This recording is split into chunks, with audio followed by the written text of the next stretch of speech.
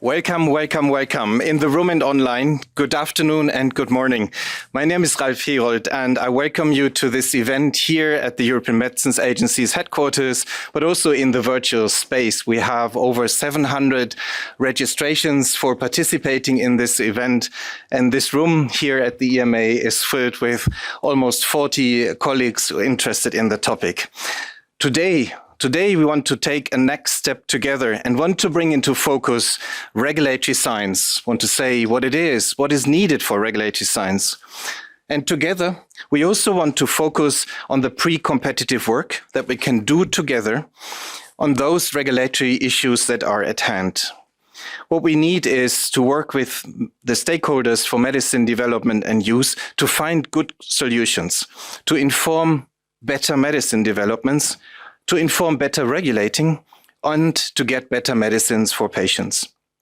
So I'm absolutely excited that together we bring here now researchers and regulators and a broader set of stakeholders in this event. It's just 3 years ago that we launched the Regulatory Science Research Initiative. And today, this next step means to expand this initiative. First, we are expanding the research content. You will hear about the research needs. Second, we expand how we interact with the proposal for a new platform. And third, we expand because we work more deeply together in the regulators network, both in Europe and international. So with that, I invite all in the audience to take good note of the Slido code so that we can hear your questions and feed them into our discussions. Please also take note of our housekeeping rules that are on the next slide and which tell you that the meeting is being recorded and also being broadcast so that it can be used later for purposes of information and reviewing the experience of our discussion, which I trust will be very lively today. I want to complete this brief introduction by showing our agenda that we have today. We have 3 main sessions after a brief opening that we will have in the next 20 minutes. And the first session is dedicated to the updated regulatory science research needs. Then we have a quick coffee break and we'll reconvene at 3:10 Central European time for a second session to discuss collaboration and the European platform for regulatory science research. However, we want to round it up by having a multi-stakeholder panel at the end of this meeting to collect the perspectives and together find some steps further forward. For this welcome and for the introduction, I'm really thankful to be joined here by Harald Enzmann. Harald, you are heading the European and International Affairs at the BfArM National Competent Authority. And until recently, you were also the chair of the Committee for Medicinal Products for Human Use, the CHMP, at the EMA. Harald, please, can I hand over to you for some brief introductory remarks? Yeah, thank you, Ralf, for this introduction. And dear colleagues, dear friends, it is an honor and a pleasure to welcome you all to this meeting. You here in the room in Amsterdam and all of you wherever you might be connected online now. Today, we do have a great opportunity to move forward to advance regulatory science and in particular, regulatory science research. For starters, I would like to share with you some thoughts on why this is important. Important not only for us as regulators in the European Medicines Regulatory Network, but for all stakeholders and decision makers involved in the life cycle of medicines. And ultimately, most importantly, for the patients we serve, as we strive to provide them with safer, more effective and innovative pharmacological treatments.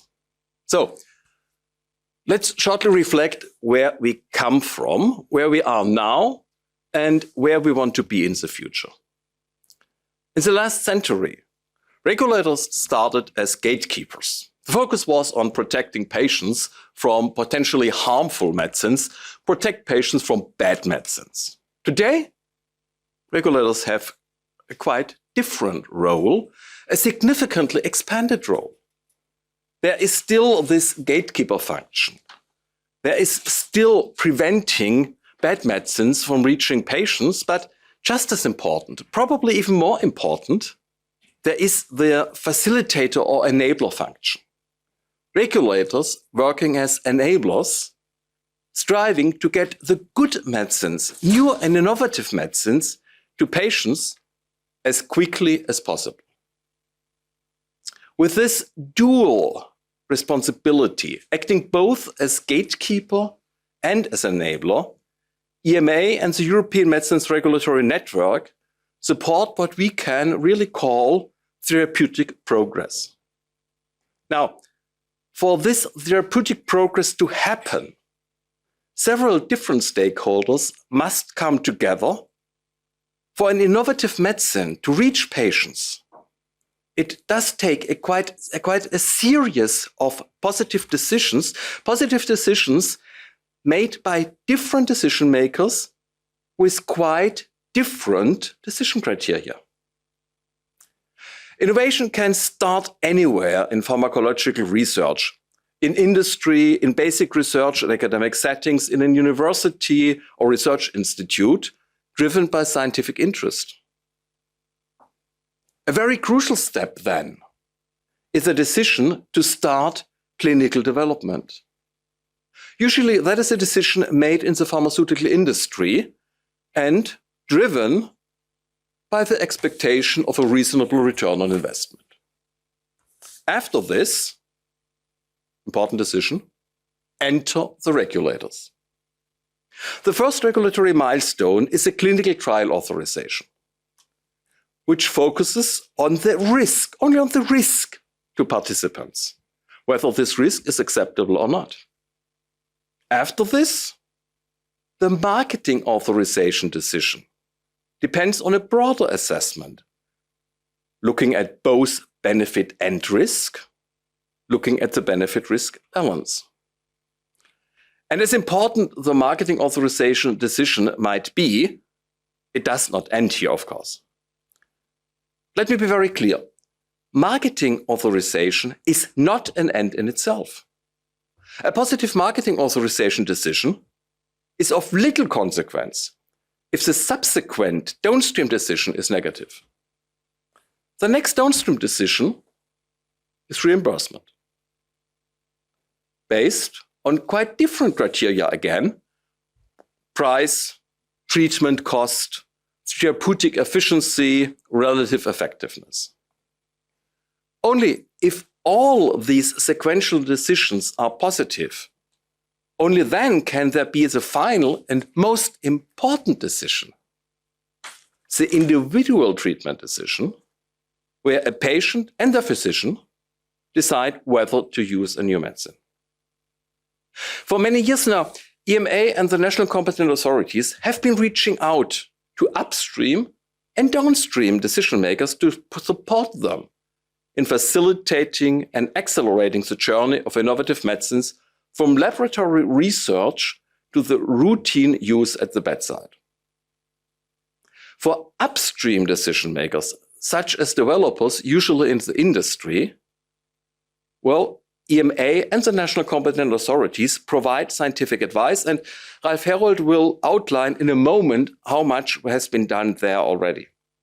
For the downstream decision makers, there we have a quite active collaboration and dialogue between the health technology assessment bodies and EMA.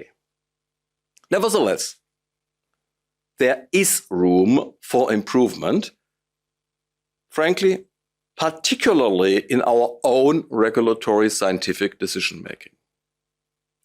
If we want to enhance the regulators' role as enablers, and if we want to accelerate decision-making, it will not be enough to use the best science only when it is offered to us, brought to us in a marketing authorization application within a regulatory procedure. Instead, and that is why we are here, we must engage earlier and adopt a more proactive approach. We need proactive regulatory science research. Let me explain why I think that is so important. Well, during the 6 years I have chaired CHMP's plenary discussions and decisions, we have seen time and again this friction between scientific progress and the need for consistency in regulatory decisions. Let me elaborate this friction. The evaluation of CHMP's scientific position is usually driven by procedures under assessment. Scientific advances introduced to the committee are usually brought through individual regulatory submissions for specific products. And while we welcome these innovations, new methodologies, a modern approach to data analysis, the committee still must balance scientific progress with the consistency of regulatory decisions. And here lies the challenge. When scientific progress is presented in the context of a marketing authorization, the need for consistency may make it quite difficult to accept this progress unreservedly. Precedents set by prior procedures may create reluctance among committee members to deviate from their earlier position. Especially when a similar submission, as it happens, was assessed in a certain way only a few months earlier, committee members may feel bound by their previous decision, reluctant to change the way data are assessed, reluctant to adopt a different CHMP opinion in what is, or at least appears to be, a very similar situation. Moreover, even when the committee agrees to adapt its stance based on new insights, we still need a very clear and very convincing rationale as to why apparently similar data are assessed differently, why this procedure is different from the previous one. And getting this very important justification right can again lead to significant delays. Dear colleagues, here and connected, if we aim to improve regulatory decision-making, if we want to make it better, more efficient, faster, we need to do more than develop regulatory science on a case-by-case, procedure-by-procedure basis. We need, firstly, to identify the most pressing questions, the most important issues. Identify them before they emerge within the context of a specific submission, such as a marketing authorization application. And then, after identifying them, we can, secondly, proactively develop scientific solutions that are meaningful beyond a specific product, beyond a specific procedure. And achieving this obviously requires collaboration. All stakeholders must come together here, contribute their unique expertise and specific knowledge, and try to find a common ground. These, in my view, are the important objectives of today's sessions: to explore, firstly, the research needs in a regulatory science, and then get a glimpse how such a platform of regulatory science research might work. In preparation for these two sessions I'm looking forward to, Ralf Herold will now remind us where we are, outline the way forward, and introduce this strategic approach for an European platform of regulatory science research. With that, thanks for your attention, and Ralf, over to you. Thank you very much, dear Harald, for these opening remarks that set the scene. And I would like to continue with the introduction to today's meeting and explain in a bit more detail what we would like to achieve with my slides.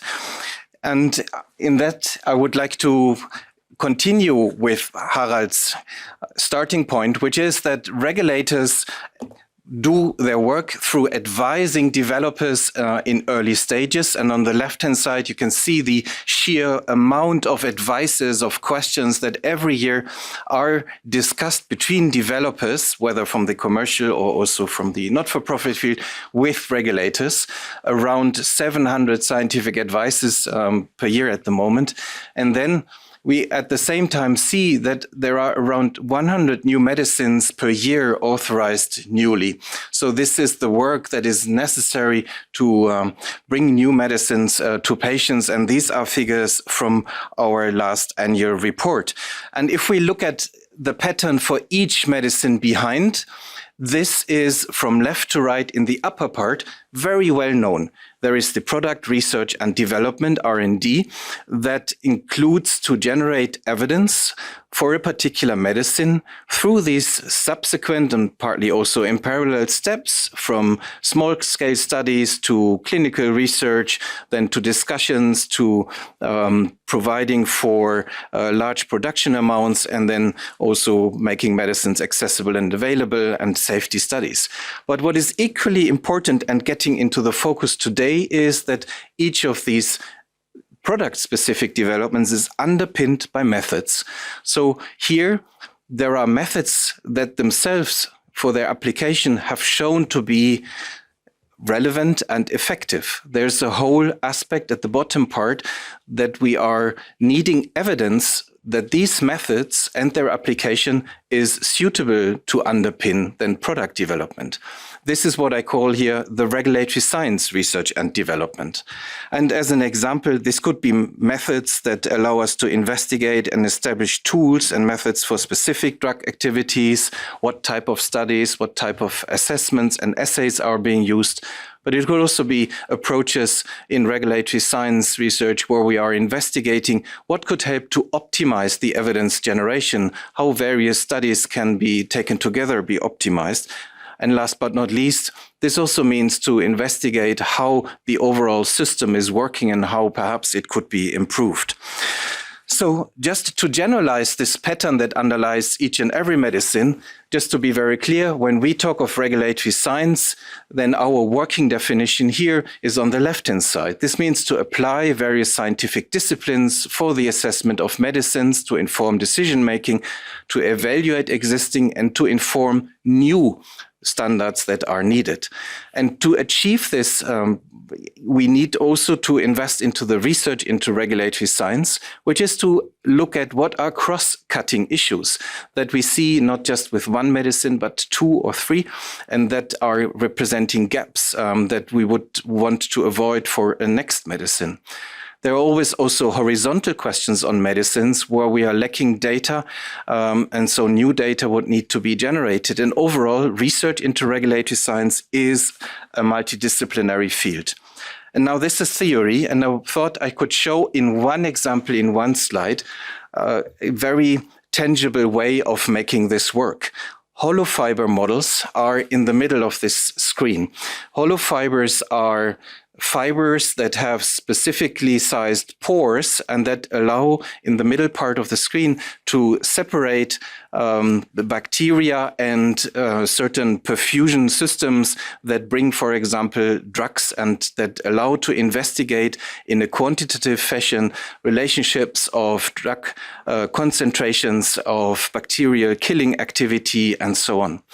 And this system is qualified since 2015 by the EMA to contribute to bridge a gap, which is at the top. There has been the gap that it was difficult to inform after early studies the design and the conduct of then dose-finding studies in humans and then early activity and efficacy studies. And I have found that at least 5 anti-infective medicines were authorized since 2018 that mention having used this hollow fiber model that brings a new step forward in quantitative pharmacokinetic pharmacodynamics. This has been possible because of a quite elegant meta-analytical approach that was conducted by a subgroup of a large public-private partnership, and you can see the subgroup on the right-hand side. Now, the starting point was that there was a very clear gap identified in regulatory science at the top. And when we looked at what are these gaps that exist, we have seen all across the regulatory interaction examples of such issues. Frequently, regulators said it is unknown, it is not established, it's not acceptable, not validated. And we have started to use a system to identify what are these types of gaps. So we will see that they can be differentiated into gaps in knowledge, concepts, methods, empirical gaps, data gaps, and practical gaps. And we thought that this is a huge diversity of issues and approaches, and led us then to think about a strategic and a systematic approach that you may have already seen in the documents. And this is the approach of the 4 boxes. We are suggesting that we are continuously identifying issues, that on the right-hand side, we are using this to inform researchers and funders who may help to fill the gaps and to address the needs. We then, bottom right, need a way to interact with stakeholders to make these evolving results useful for many stakeholders. And then on the bottom part, can close out by saying that the outputs were implemented in the practice of the stakeholders, not only of regulators, but can also go in research and development of stakeholders. So this is obviously an idea that can only be delivered in collaboration. And this is why today we're bringing the 2 topics of research needs and the platform for our discussion. And I have to say, I'm quite excited. I'm tickled pink to see so many faces here that help us to bring on top of this circle their experience, their expectations, so that after the start, we will have a first session that goes with the colleagues you see here to understand how can it work to collaborate on regulatory science research needs. We will hear then from colleagues who are responsible for funding certain projects about the opportunities there, and then have a later session on a platform that will help us to combine these various steps together so that we can accelerate the system as we have it in front of us, so that we can faster than over a period of 10 to 20 years deliver new solutions. And then we will finalize in a multi-stakeholder panel to broaden the perspectives. So I want to summarize that what you have seen is that advancing regulatory science enables us to deliver new medicines that serve patients' needs better. And the experience that already exists with all the stakeholders, including the regulators, is substantial, but we think there are opportunities that remain. And today is about seeing how can we leverage these opportunities and also grow the communities that are engaged here. We're proposing a certain system. Our ambition is to accelerate with the help of the system how we are working on it. And we want to, of course, invest ourselves as regulators. So to sum it up, our event today is meant to inform those that do not yet know so much about it, about the opportunities in regulatory science, but also to help recognize that maybe some researchers are doing work that could be relevant for these regulatory science research needs, and then therefore also broaden the interest that we have amongst all the stakeholders. With that, I would like to thank you very much for your attention for these introductory remarks, and let's get right into the session. Please, Harald, over to you for session 1. Thank you. Yeah, thanks, Ralf. I think you perfectly set the stage, giving us the overview, the big picture, where to go. So that is a perfect time now to jump right into the concrete ones. And I'm very happy to hand over to Spiros, Vamvakas, and Roes, who will lead us all to the first session. Over to you. Thank you very, very much, Harald, Ralf, Emmanuel, for the invitation. I would like to take 3-4 minutes and take you back to the origin of what we call today regulatory science. EMA opened our doors in 1995. Very soon we realized that without interaction with the companies, with the applicants, we received very immature applications which lead to very little. So we introduced the scientific advice, first meetings back in 96. With companies where they asked questions and we provided the answer. Now, the link perhaps to this meeting is one of the first meetings we had with academics and other stakeholders. And one young researcher asked the following question pretty much in the beginning of the meeting. Can you explain to me why do you call your regulatory advice scientific advice? I have to say that we couldn't explain that so well, but this brought me to the idea that I should have a look into the documents which we send to the applicants. And I was surprised to see that most of these documents were 2 pages of yes and no, without much rationale. But I was involved in the production of the first reports, and I knew that we have a pharmacological rationale. I inquired further, and at that time, we're talking 25 years ago, some conservative regulatory members told me, look, if we start telling the companies the scientific rationale behind our answers, the telephone will not stop ringing. And I said, this is what we want, that the companies call us. At that time, it was the regular phone. So I introduced a new template with a box, scientific rationale for the CHMP answer. So this could not be left blank. Many didn't like it, then they got used to that. It's always like that with the changes. Consistency, as Harald said. And this was the origin. And we started providing scientific rationale. At that time, scientific advices, the numbers were 30, 40 a year. Ralf said now 700. And we didn't have qualifications until 2009. We introduced the qualifications. But this was the past. The past was that applicants, developers ask us specific questions. We are in the receiving end. We receive the questions and we answer. We can prompt them to answer, to ask a little bit more, but not much more. Now we're in the next stage, and this is where we are now and where this meeting is the very proof that we have changed our role, as Harald also mentioned, from gatekeepers. Now we want to identify with the researchers the gaps. And we cannot identify the gaps as regulators only, separated from the researchers, but the researchers cannot identify the gaps themselves, what the gaps for the regulators are. And therefore, this meeting is very important that we now, in this new stage of interaction of regulatory science. And I hope that for many colleagues who are on the call, the younger colleagues, they will go away after these 4 hours and they will have an idea what is regulatory science, this contradiction between mutually exclusive terms. And with that, Keith.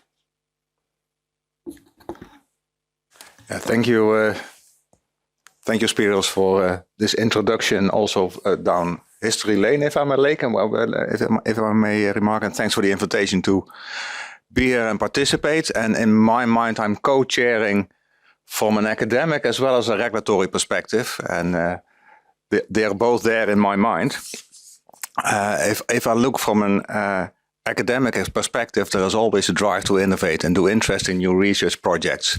And you could, if I'm totally blunt, say, well, there is a regulatory science agenda.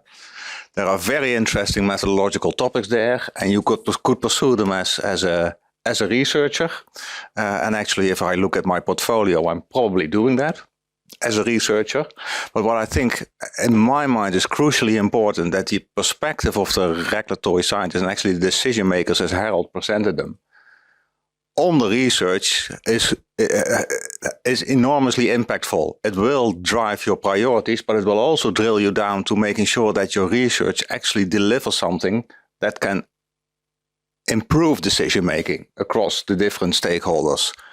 And that usually complicates research, at least in my experience. So an interesting idea to innovate clinical trial design becomes a lot more complex if you realize the impactful decisions that need to be made throughout the entire chain until reaching the patients based on those clinical trials.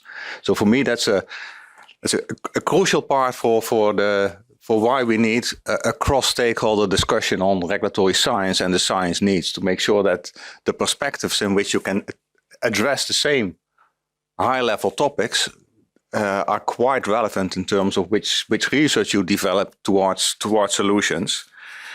And one, at least what's in my mind, as a high-level concept, is that the research, and that's actually also the early parts of drug development, should lead to an evidence-based that meets standards of which the decision-making can be based. And those are usually quite high, given the enormous impact decisions that regulators and reimbursement agencies and doctors take every day. So the evidence standards associated with the regulatory science topics, for me, are a crucial binding factor. And if I look at that, I think the way I look at it, that's actually also a shared responsibility. Harald mentioned gatekeepers. Typically, a scientific advice question starts with, is the following acceptable? That's actually appealing to the gatekeeper role of regulators. Whereas I think that we have a shared responsibility. We're all citizens. We all probably are patients somewhere down the line. We actually have a shared responsibility across all stakeholders to make sure that we have the evidence standards there to allow such decision making. So that's, for me, a second drive, to make sure we have a platform where we can discuss proactively. So that's kind of the points I would like to make from my combined brain of an academic as well as a researcher as well as a regulator, as an introduction. And it's a bridge also, at least for me, to the first speaker who will introduce where we are in terms of research needs. So it's my pleasure to introduce Pierpaolo Moscariello. He was a biotechnologist by training, so more fundamental at least than I am, and has worked as senior postdoc at the Max Planck Institute in the area of biomedical challenges bridging biology and material science, which I think we've not seen the last of yet, if I look into the future, both near and distant. And he joined Emer in 2023 as scientific expert, and he's at the core of what we will be discussing today, and that's identifying regulatory gaps and research on pressing regulatory science needs. So the floor is yours, Pierpaolo. Good afternoon, everyone, both in the room and online, and thanks, Kit, for the nice introduction. So, the Regulatory Science Research Needs 2024 update. Since they were first published, the Regulatory Science Research Need represented a byproduct of the Regulatory Science Strategy to 2025 that was actually a massive strategic document who tried to answer the following questions. How ready are we to engage with emerging science and technological innovation? Do we have the necessary skills and expertise required? And are we generating new guidance or providing sufficient level of advice to facilitate the use and translation of these innovations? And all this with the final goal and of enabling innovation through advancing regulatory standards and practices. And among all the activities and the initiatives that have generated from the regulatory science strategy, I would say that the regulatory science research needs to try to answer this question and trying to achieve this goal, focusing on one specific component, that is research. And over time, we have fine-tuned, we have developed a strategic approach to advance regulatory science research. This is the regulatory science life cycles that Ralf Herold has introduced previously. So I will not go in details, but I also want to mention that this life cycle is going to be somehow the fil rouge, the connector of all the sessions of this event and the talks of this event. So what we will do is from now on, we'll zoom into the regulatory science life cycle. And to start to look at the first piece of the life cycle, actually, I want to mention the first sentence you will find in the draft document of the Regulatory Science Research Needs Update. So once you open the document, you will find the executive summary, and the first sentence is, gaps exist in regulatory science that need to be addressed to improve medicine's development and evaluation. So, of course, the first step was the identification of the gaps, the identification of the challenges. And the way how we have done it, we have interviewed EMA scientific and topic leads to hear from them the issues they were encountering during their work. Then we have looked into the procedures to try to understand which challenges were flagged by our scientific committees.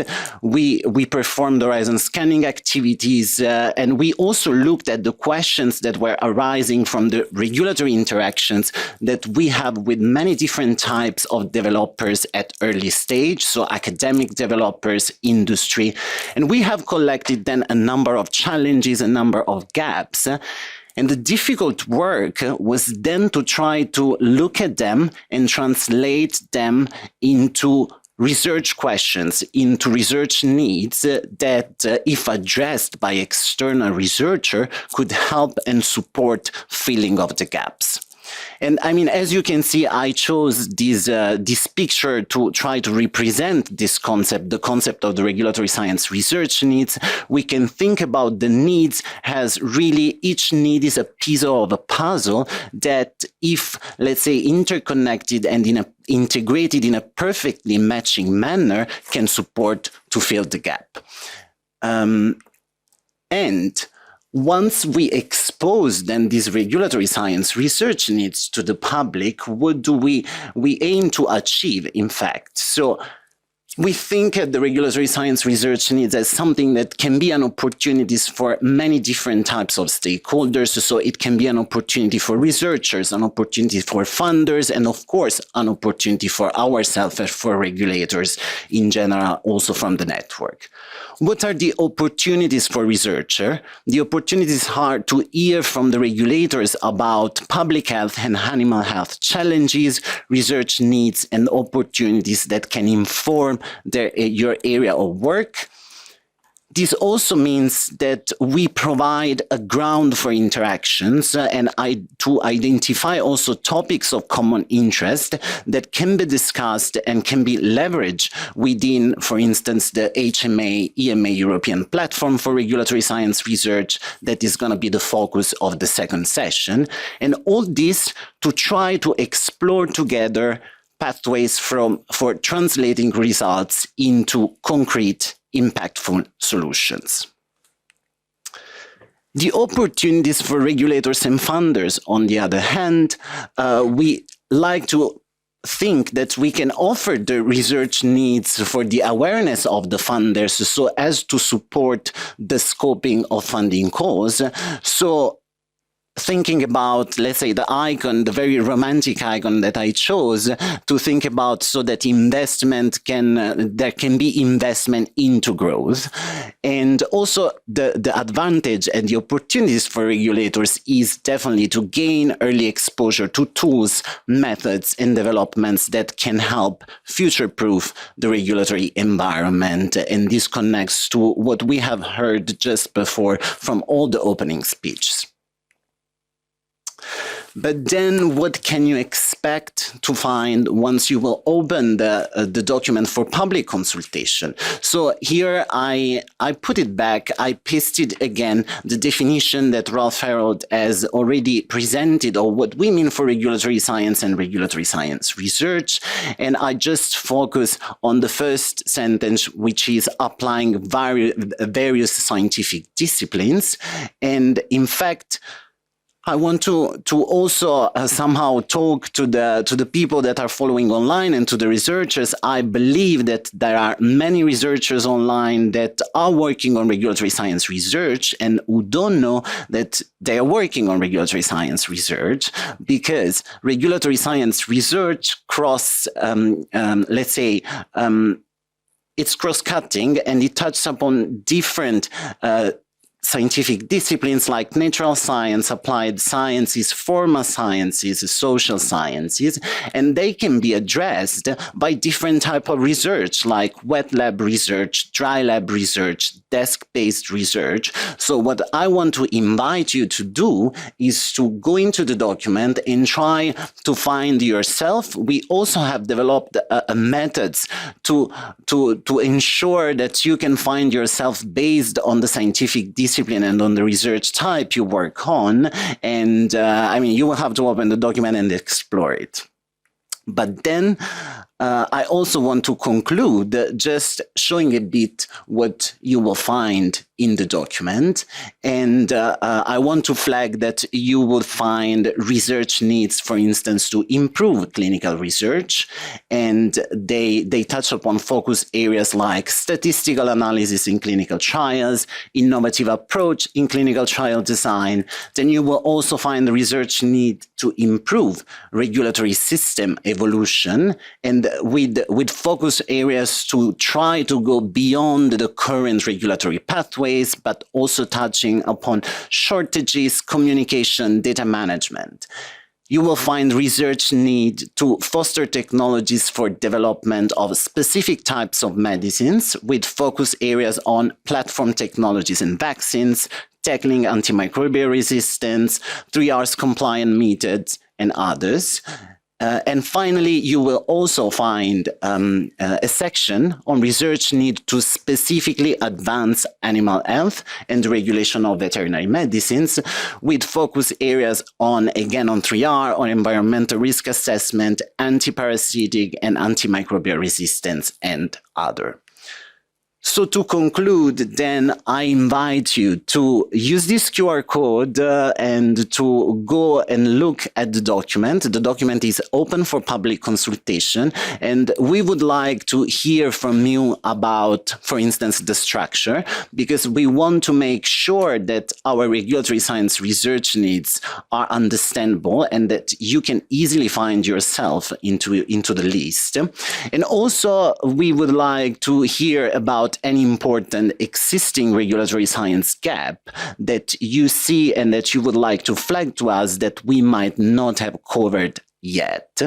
And I want to focus on yet because I conclude saying that the list of regulatory science research need we have published at the moment is not final, and not just because it's in public consultation, is never going to be final because it's meant to be a living document.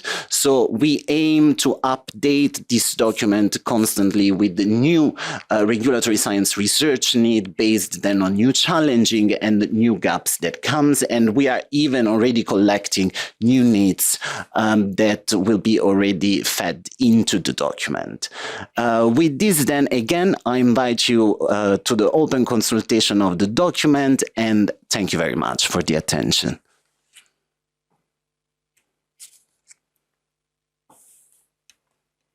And then we go to the first session of questions and answers. It will be modified by Alessandro Fea.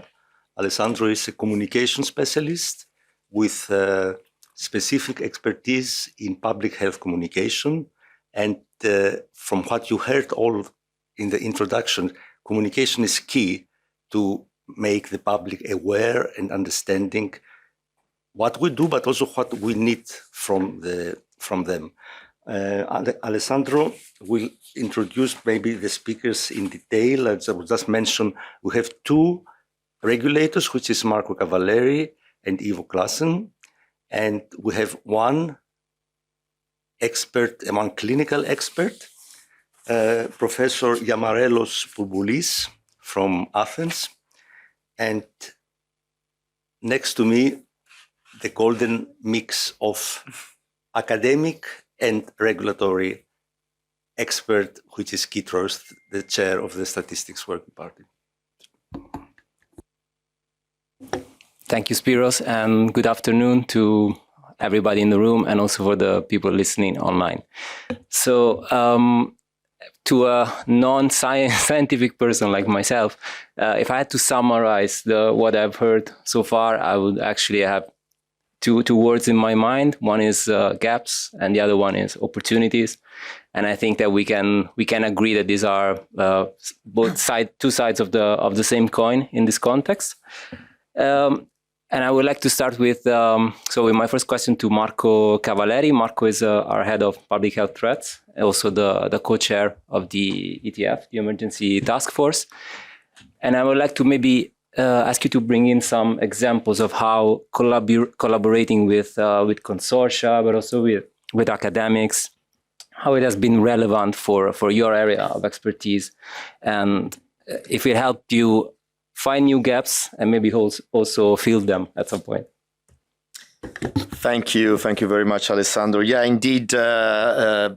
My simple answer is that this has been crucial. And actually, without this type of collaboration, we could not have been responding as we did during the COVID-19 pandemic.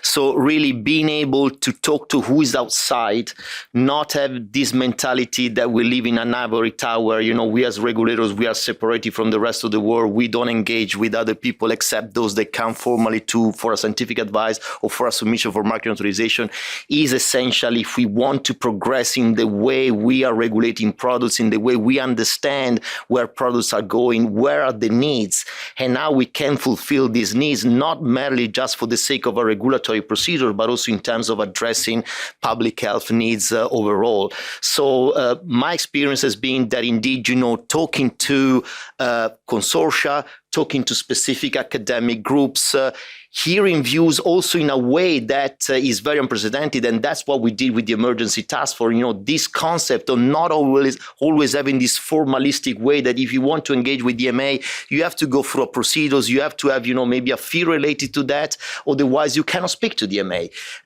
That's, in my view, is wrong. We need to change this. We need to really go through a paradigm change in which we talk more openly to the world outside. The world outside has a lot of ideas, has a lot of input to give to us, and vice versa. We can tell them a lot about how we process our regulatory work on a daily basis. So really, for me, the ability of the emergency task force to have this informal collaboration on a regular basis with consortia, groups, not only in Europe, but globally. You know, we have been engaging all over the world, you know, with agencies, public health agencies, academics. Professor Jamarals will say later himself, but, you know, we had a lot of really fantastic way of engaging with specific groups that were conducting extremely valuable clinical or laboratory work that help us understanding the way forward, designing clinical trials, understanding what was really important, and really tailor all these type of learning into our decision on specific products, on how to advance in scientific advice, on the design of clinical trials, and all the other aspect that has been so important during the response of COVID-19. And of course, we have been taking this learning again, and we are using this every day. So every day we are trying to build this constant expansion towards the outside, towards an understanding how much, you know, we can improve the way we look at science, because we need to nail down science. I will remind everybody, regulatory decisions are based on science. Of course, you know, we have a legal framework, but science is really what matters, and we need to follow that. We need to be up to date, and we need to engage on who outside is moving forward with the science agenda. So that's why, you know, I'm really enthusiastic about you know, the fact that regulators need to work differently and really need to take stock of all we can learn from scientists, clinicians, but also patients. You know, we learned a lot also from patients. All the activity that we did on long COVID is a very good example of how important it is also to hear the patient's voice and to embed all this learning and this collaboration into our decisions for a better way of assessing benefit risk and designing clinical trials for new medicinal products. And if I may, Marco, follow up. In your specific area, what is your assessment? So do you see still lots of, let's say, needs for research to to address gaps in what we know? Oh yeah, it will never stop. It's a continuous. Just look at even influenza right now. We need to engage continuously with public health experts, epidemiologists, virologists, also with a One Health hat, because we need also to look at the animal side, and I'm sure Ivo will speak about that, to really have a good understanding of what are the needs from a public health perspective, and then think about how we should tailor our responses, how to engage whoever wants to bring up new ideas. New ideas are not just new products. It's also a new way of looking at products. For example, translational science, immunology. We still have so much to learn and so much ground to cover there that I think we are still in the early days. We need to do more here.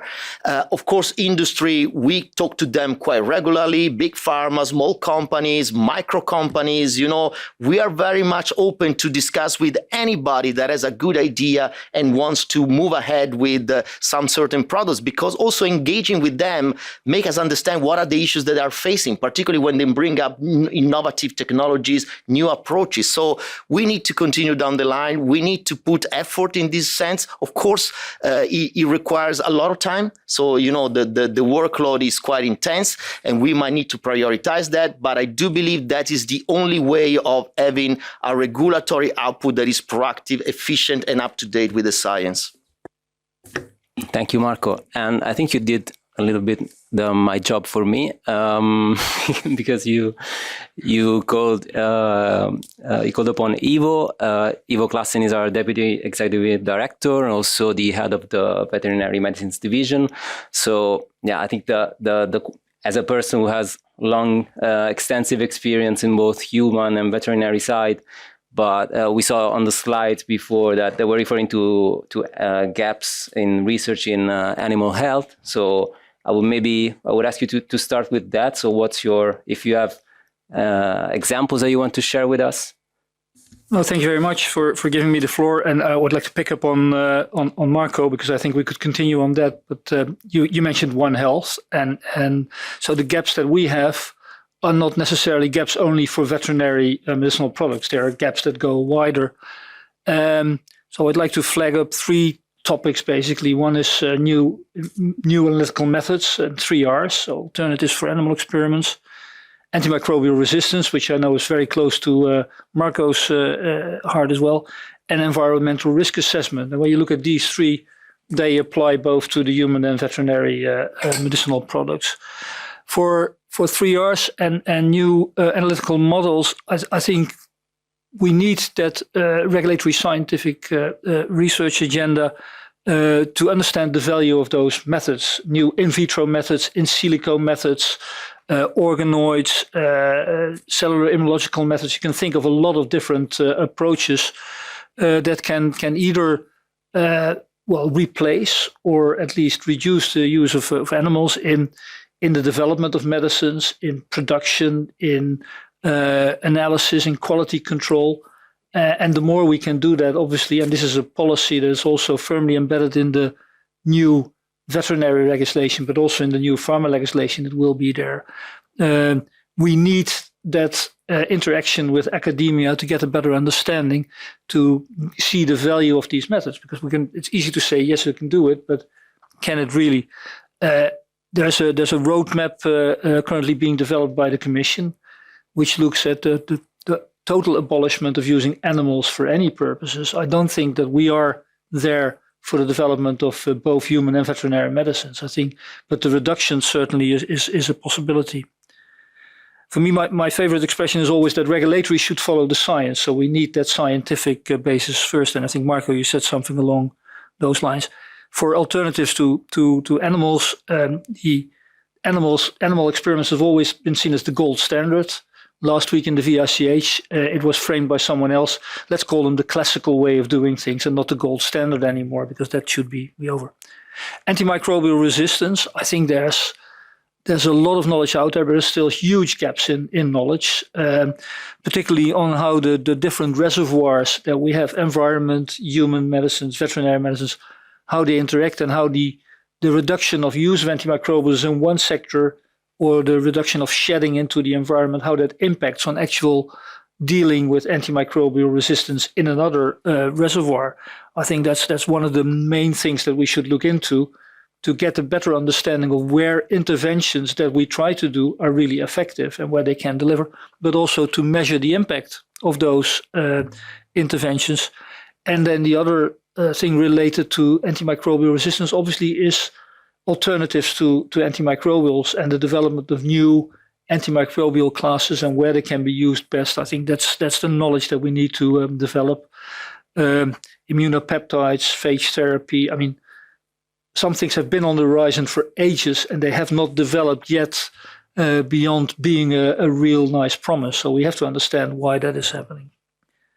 Environmental risk assessment, big topic, hot topic, also firmly embedded in the veterinary regulation, now also a topic for the new pharma legislation. There's a certain overlap where we're looking at substance-based monographs, and in order to develop those, we have to have a proper understanding. But also measuring substances in the environment itself doesn't say anything about where they come from. And a lot of these substances have overlapping uses as biocide, pesticides in agriculture, as well as in veterinary and in human practice.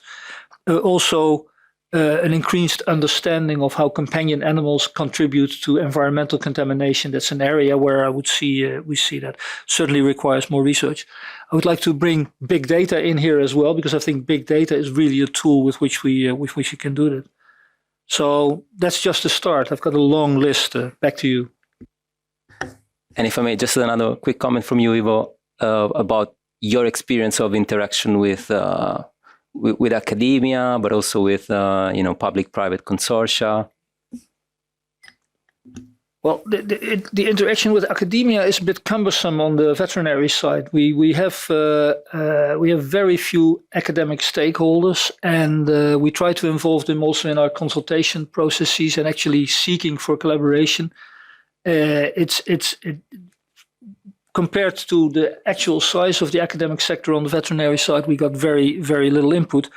But we've recently joined as an associate partner in an EU-funded partnership program, Animal Health and Welfare Program, which is really huge. It's funded by the EU and by the member states. It's got a budget of close to 400 million euro. And they are really looking into some of those issues like antibiotic resistance, etc., where I feel if we can influence the research agenda early on through our participation, that would generate an outcome that would be useful for regulatory science needs. For me, regulatory science is much about developing the regulatory toolbox of the future. That's why I see there's huge value in there, keeping an eye on developments and then being prepared for what's coming our way. Over.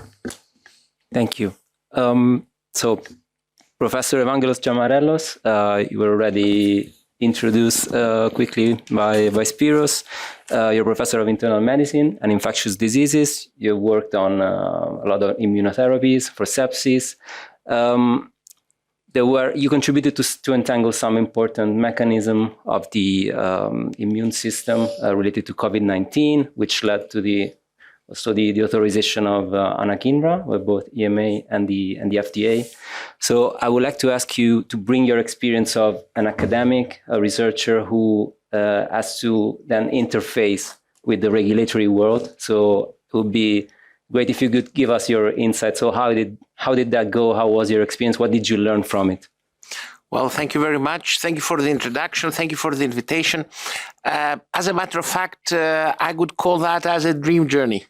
Because, original, when you have some phase 2 data and you start a phase 2A study as you get through your local regulatory, and then all of a sudden you come across a result, then there is the academic approach of how can this be established as treatment. And when I addressed to my local regulatory, they told me that, look, that's obsolete anymore. There is only one regulatory in Europe, and this is the EMA, and you have to address to them. And then all of a sudden, you need to find the strength and the courage to learn the names, to find the addresses, the emails, and to contact them. And then all of a sudden, the way is, how do even I write the subject of my email so that attention is focused and they realize how I want to approach this. And of course, I still remember the date of my life. It was actually 17th of November 2020 when the ETF, they replied to me and they said, look, you have to make your briefing document and come to us and discuss your findings. And then the first question is, what is a briefing document? So all of a sudden, yes, you need to realize the language, a language which is fully unknown to us. And as it goes on, and then all of a sudden, I have to address something. It was the most teaching and impressive presentation and feedback of my life. Because in 1 hour, I managed to get all the scientific feedback I never had from any reviewer of any journal or any other of my academic peers. And that was impressive. And then all of a sudden you realize that you have to adapt your way of thinking. What are the comments? What is the scientific rationale behind the comments? And then I am really, really obliged to you because then I sent an email by saying, okay, we started the study, but I don't know how to do it. I'm in need of guidance. Can I have an interim guidance when we reach 30% of enrollment and then 60% of enrollment and then to feedback the results?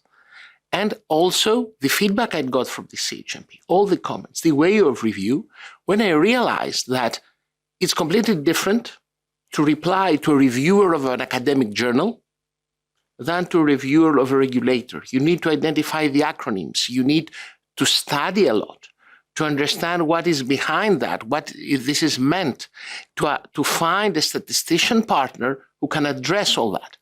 So, and then it comes to the gaps, as you mentioned. The overall mentality is that you want to treat a mechanism and you want to issue a biomarker which can predict who's the patient who will deteriorate by a specific mechanism. And of course, this allows you to treat less patients, to be less harmful, and to maximize the impact of what you're been doing. And then there is one major gap. There is someone, an industry perhaps, who manufactures the drug, which will get the licensing of the drug, but those who manufacture the biomarker and those who manufacture the drug, what is their tango? Can this tango be efficient? Or is this a tango which the regulatory should tell them that they need to follow in order to get this goal reached? So I'm really thankful to EMA and all of you and to COVID ETF for their support and guiding me through that journey, which is the most fascinating journey of my life. And how has this experience, if it has, somehow changed the way you approach, for example, a research? So has this, opened a new way of thinking about? So the first, thank you very much for that, because this is the essence of the matters. First of all, after you end up this journey, all of a sudden you don't wish to go back. You don't wish to do the routine, academic, not really shining things. You wish to repeat that. And then you realize that this is very difficult, that you need to start again from scratch. But then you get strength and courage and optimism because you know already how important the teachings are. And of course, since you get through the teachings and you have the lessons, you know very well, not very well, but you can predict more or less what will be asked from you in order to present to the regulators so you adapt your preventive actions at an earlier stage. Thank you. And I will go to our next panelist, Professor Roes. So as you already alluded to, you are in a unique position here because you are actually, you're a bridge between the two worlds. So I was actually curious to ask you if you could bring more examples of how we can leverage, based on your experience, this collaboration between EMA and active researchers. And also if you have any idea of how we could help disseminate the regulatory science research needs, so to make sure that as many researchers as possible then go into the document and actually have a look at the gaps. Yeah, thanks. Thanks for the question. And just to share an idea that popped on my mind, listening to Evangelis, I could also see me as a researcher with a unique knowledge of EMA, which is not shared with most of the researchers. So I think your question is actually quite important. How do we make sure that also the research environment gets to the level that it's much easier to engage? And I must admit, for that question, I don't have an immediate answer, because I think there is also at the side of the researchers, and if I look, where are they? A large part are in academic medical centers, but also at more fundamental places. It needs some investment on that side as well. The researchers should probably not be left alone and have support close by. So I think there is an educational part there, making sure that academic research institutions close by actually have knowledge on the regulatory side of drug development available close to the researchers. I think that's, and we are not there yet. And I don't have a fully European view. I have a fairly good Dutch view, but I think I've discussed it earlier also. I think this is a problem at European level. Are we equipping close to the researchers well with access to knowledge close by on drug development? And at the same time, the amount of effort and research effort going somewhere into drug development in all stages across all those institutions is very large. So I think there's a serious gap there. And I would see that as probably educational, and you could consider with the discussion we have today whether that could or should not be an assignment of the platform that we are engaging. So not only on the engagement, but also bringing academic institutions up to speed on things. So that's one thing that comes to mind. In terms of other routes, some of that is to some extent happening already. So if I look at my own experience and regulatory engagement and research projects, so I've quite a bit of experience with the Horizon Europe projects. I think we come from an environment where, due to potential conflicts of interest or perceived conflicts of interest, typically the regulators would have some distance to the actual research project. So we would see EMA and other regulators represented in advisory boards. I think we are getting there. I think we have the first examples, at least I do, from an IHI-funded project where there is more engagement than just advisory roles for the regulators. And I think this is something I think it's actually needed. There are actually lots of good scientists on the regulatory side, which we should leverage in the research projects. So I think that would be another route. And to take that purposely, on the other hand, it's also not a small problem. I think conflicts of interest and the different roles we have in the system do impact or limit or influence the way we can engage in such settings. But I think that will be another route. I think I would definitely explore on purpose to see whether the engagement in actual research projects from a regulatory side, and that holds for EMA as well as national authorities, could be at a other level than we are currently doing across the board. So those are my initial thoughts here. So maybe another question for Marco and Professor Giamarellos about you talk about how the interaction with the regulator basically helped you put focus on your research also in a way. So I would like to hear from both how the interaction went and what is the potential. So can the interaction with regulators actually help researchers maybe focus on drive, let's say, their efforts in a specific direction? Well, thank you for this. The real importance, in my opinion, is the risk-benefit ratio for the patient. And my perception is that we are reaching not just in infectious diseases, where I'm active, and the field of critical care medicine, but also in all fields of medicine, an era where we are in need of what is called precision treatment. Then there are two elements. The first element is what is the tool and whether the tool is available at a large scale. For instance, imagine that for financial restriction purposes, you have a biomarker which is available in Germany or in France, but which is not available in my country. Then all of a sudden, how can you give a registration for a new product based on that tool? In other terms, the tools should be broadly available, but then the question comes, do we need just one trial with the tool guiding treatment, or first we need to validate the tool? And then the other question is, can we minimize by that tool the harm? I believe these are the base elements. I believe that there should be provision by the regulatory how both these steps are validated, taking into consideration the broad application and the risk benefit. No, yeah, indeed. I would echo what Professor Jamaro is saying here, that, there is a mutual learning, because academics understand what regulators need to see in order to come up with a decision on benefit risk. And for them, it's very important because, they are not used to that.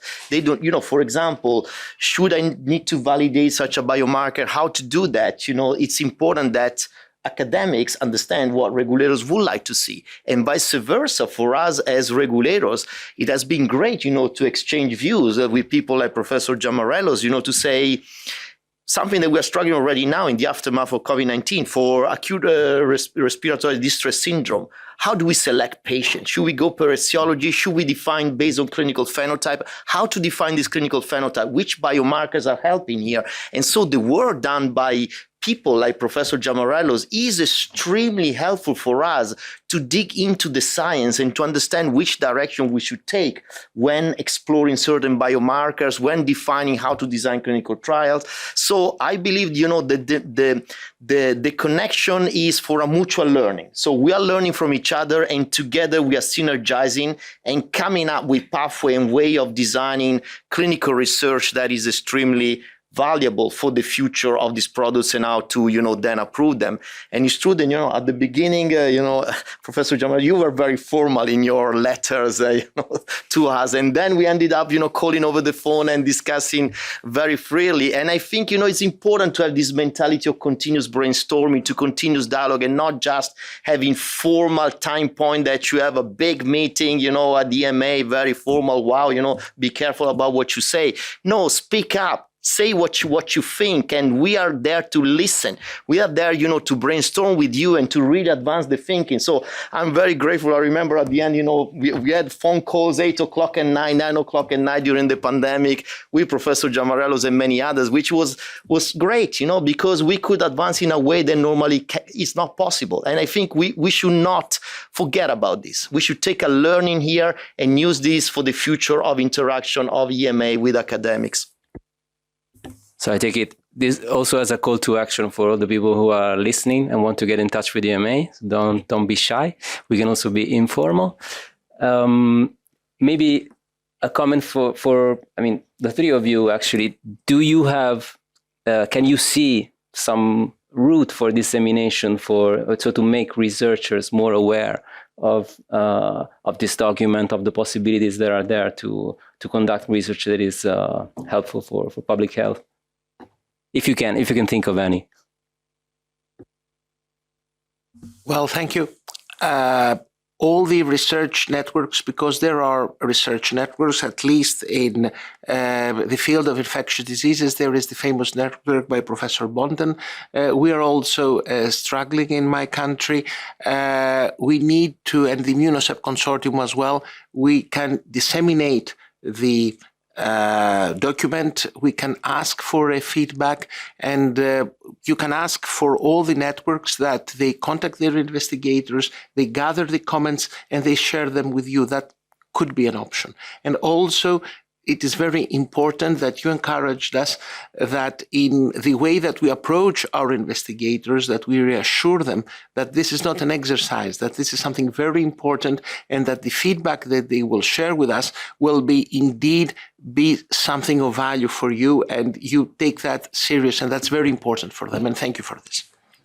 Yeah, maybe if I can add, or also being to some extent practical, I mentioned the Horizon Europe projects. The European Committee is much more active than it was, let's say, 10 years ago, or making sure that around certain topics, those projects get together and the consortia get together and collaborate.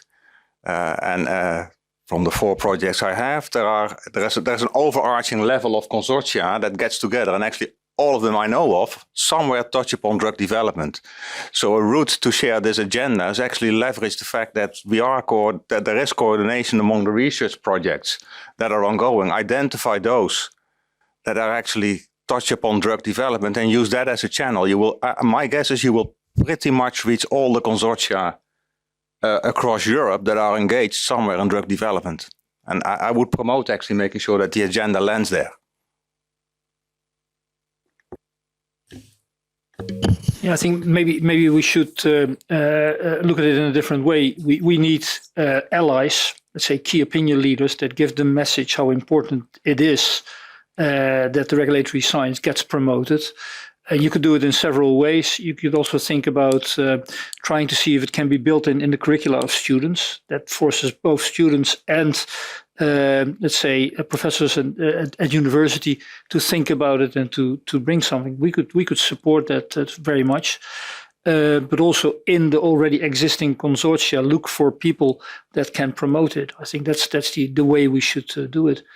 We shouldn't forget that there is a network of competent authorities that we work with. They are also a channel into more national networks of universities where it can also be used. Because we on our own, agency on our own, we cannot do it. We don't have the resources to do it. Over.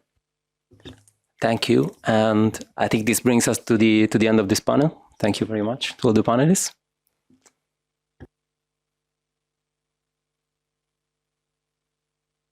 Thank you, everybody. That was really very interesting. There were very different contributions from everybody. And now I think a key question was how you can contact the EMA in addition to scientific advice with a fee, or in addition to innovation task force without a fee. Correct? We tried over the years to give this possibility. For the time being, correct me colleagues if I'm wrong, for the time being the ways forward for me is to contact, for example, first colleagues like Ralf in Emmanuel's task force, that you want advice on this and this and that. And Ralf will connect you further. Another possibility is to contact the Scientific Advice Office, the head, Jordanis Gravanis, who can give you the names, I can speak on his behalf, and to ventilate this. A third possibility, for example, is to contact the two advisors of the agency in the human unit, which is Francesco Pinialti, which is here on all oncology issues and beyond, and myself for all non-oncology issues.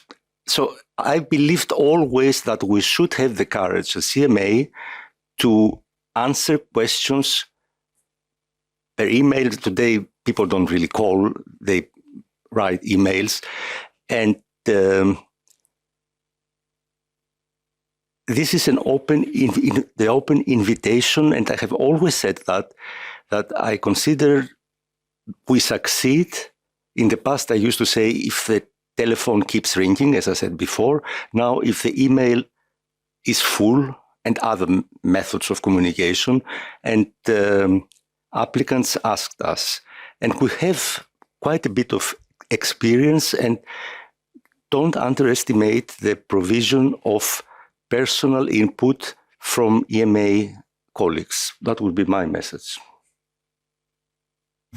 Great, Spiros, and thank you very much for this. You're responding to some of the questions we received online, and colleagues, I would encourage you online to keep on sending us questions. We will take up some of the questions in later sessions, but there are 2-3 that we want to squeeze into the next minutes, and there will be a question on what makes the quality research high that I will give to the panelists, and one for you, Pierpaolo, on identification and practicalities. But Spiros, thank you very much for mentioning we now have a workstream regulatory science in academia where we are offering ourselves as contact points, and the overall purpose is to work with academic researchers and developers to leverage their outputs for not just new medicines, but also new methods. But in any case, EMA coordinates internally, and we have a network that dispatches any requests to the best possible colleagues to answer.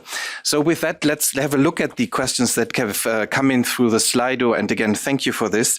One question is, now that the needs have been identified and research will be done, what makes research on regulatory science a high quality research from the different perspectives? And perhaps Kit, you could say something on this, and maybe Marco, what are the features of the research from your experience that made it particularly useful? And maybe Evangelos, if you also have a thought about this, that would be very helpful to give it a sense of practical experience from what makes research useful. Yeah, thanks. It's, I think, a very relevant question. As a first response and line of thought, I think for me, quality is very much driven by its purpose. So what drives the quality also for regulatory science is very much also driven for which decisions will it in the end have impact. So on a general level, your standards, requirements at the very exploratory stages will also scientifically be different than the ones that you actually need if you are at the confirmatory stage and are very close to the most crucial decisions. So I think that's an important perspective from the regulatory pathway. The standards for science, I think it's all science. So I would rather dare not go into standards of quality of science, because there I think we should have shared standards. But for me, the point driven by its purpose and the question and the research question addressed, I think that will be crucial. And acknowledging that if we are at a confirmatory clinical trial, where decisions that in fact affect millions, that your standards might be indeed higher than for a decision very early on to make an in-company decision on whether or not this biomarker is telling you anything useful. So I think that's a very important part, at least in my view, on quality of the science. Yeah, if I can add, I think, two important factors. One, the rigor in the methodology of the science, how this is built, how it's constructed. Everything is following a good methodological approach, whatever it is, if it's preclinical, clinical, whatever, but has to be done, in a way that is convincing and will generate data that are solid. The second point is the impact.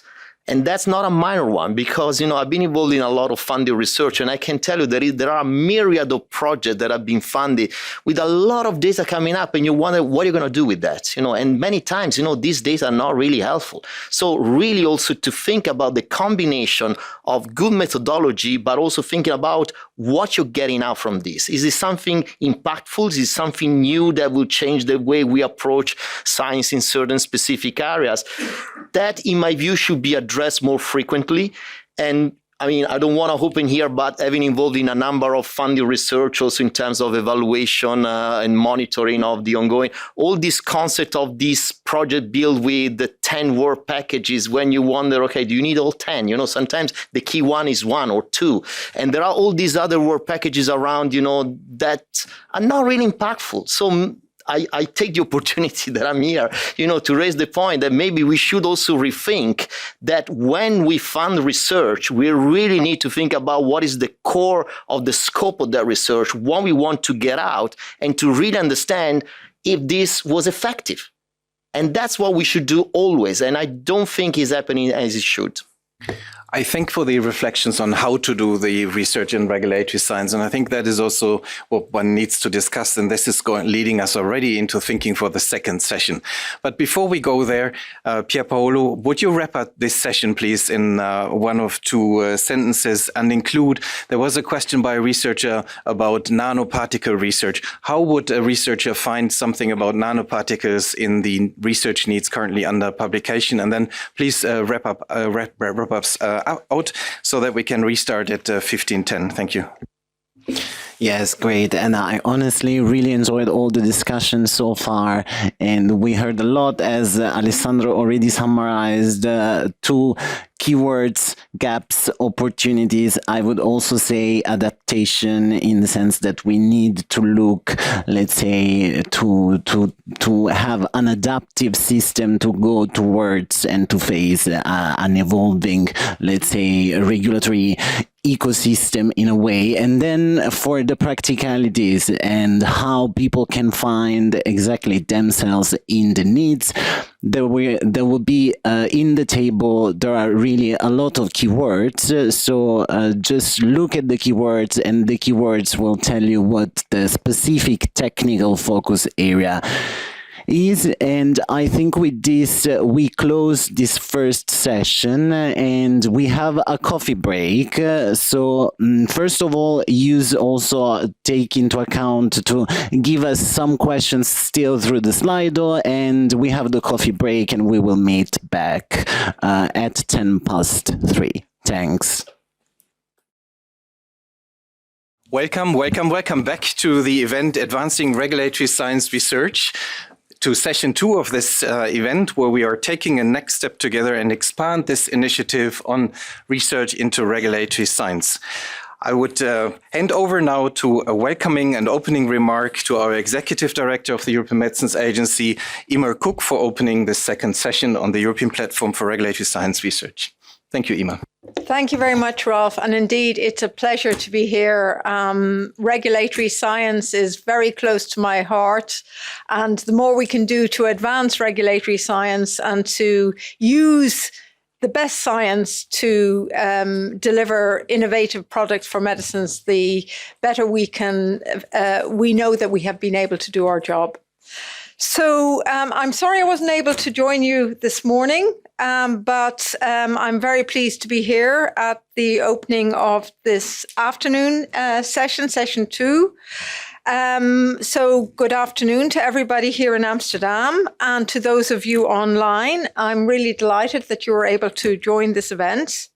And I understand that you've more than 700 people online. So this shows us the interest in regulatory science, and it shows us the need for us to work together to advance the key regulatory science research needs. I'm also delighted to see a strong representation from the sciences academia and funding organizations, because of course, funding organizations, academics play a key role in helping to us to understand and address regulatory science research needs. Of course, I welcome the involvement of patients and patient organizations. We want to hear the patient voice to help us determine priorities. And thank you for your increasing involvement and engagement in medicines regulation and medicines research. Of course, the role of individual medicines developers and trade associations, pharmaceutical industry associations, is essential. And I note the intensive collaboration of industry groups with academic organizations, in particular in the context of the many public-private partnerships, such as under the Innovative Health Initiative. Now, promoting and achieving excellence in regulatory science is fundamental to everything that we do at the European Medicines Agency. and also across the wider network of medicines regulators, both in Europe and internationally, because we have the daunting task of evaluating and supervising medicines across their life cycle, from the stage of development to clinical testing, to marketing authorization, to post-submission monitoring, and then long-term use in healthcare settings. We're living in very exciting times. We're seeing a rapid evolution of the developing testing and approval paradigm, and regulatory science must help us support this evolving paradigm. This is even more relevant in the context of our public health goals, where we see increasing focus on public health threats, where we see the challenges of aging populations, where we live with the threat of disease X causing another pandemic. So our collective investment in global regulatory science aims to address horizontal questions for developing medicines in the most innovative areas, especially in areas where we have difficult to treat diseases, or we need new methods to help us generate robust evidence so that the investment leads to the highest public health impact. I firmly believe that if we're guided by regulatory science, we can pave the way to new classes of medicines and for new, better and faster pathways to get them to patients. And collaboration and dialogue between stakeholders to achieve this is absolutely essential. So in the first session today, you heard about EMA's 2024 update on the regulatory science research needs, the RSRN initiative, which we first launched 2 years ago. And this continues to be an important tool for us to publicly express what are our needs in the regulatory science front. In this second session, we're going to introduce you to the new EMA-HMA European platform on regulatory science research. And this is a platform that we're hoping to launch in early 2025. And you probably are aware that there's a public consultation underway at the moment. So please do share your opinions with us, and this will help us build the platform in a way which will really allow us to have impact. So our vision is that if we can foster a deeper exchange between regulators and researchers, we should be able to advance and accelerate important regulatory science research. The platform which we're proposing will be a mechanism for academic and not-for-profit research organizations to discuss working on issues on regulatory science, whether they concern human or veterinary medicines. And I know you had some discussions on that in the last session. But it will also help us explore collaboration with regulations on important research needs, including on the gaps and research needs in regulatory science that we heard about in the earlier session today. And we also expect the platform to improve the usefulness of our outputs so that they can be leveraged for the work of both regulators and developers. So this discussion is happening at a time of many changes and evolutions in the field of medicines regulation. You're all aware that we have a major review of the pharmaceutical regulation underway at the moment, and the advances in regulatory science and the need to target our research in this area will help us deliver on some of the promises of that new legislation. So I'm looking forward to the discussions. I'm not going to be able to stay with you all the time, but I will be I will be well briefed by the organizers of this session. And as I said, this is an area where we really need to continue to push the boundaries so that we can deliver better and innovative medicines that meet the needs of patients, where regulators, developers, and academics can all contribute. Thank you very much.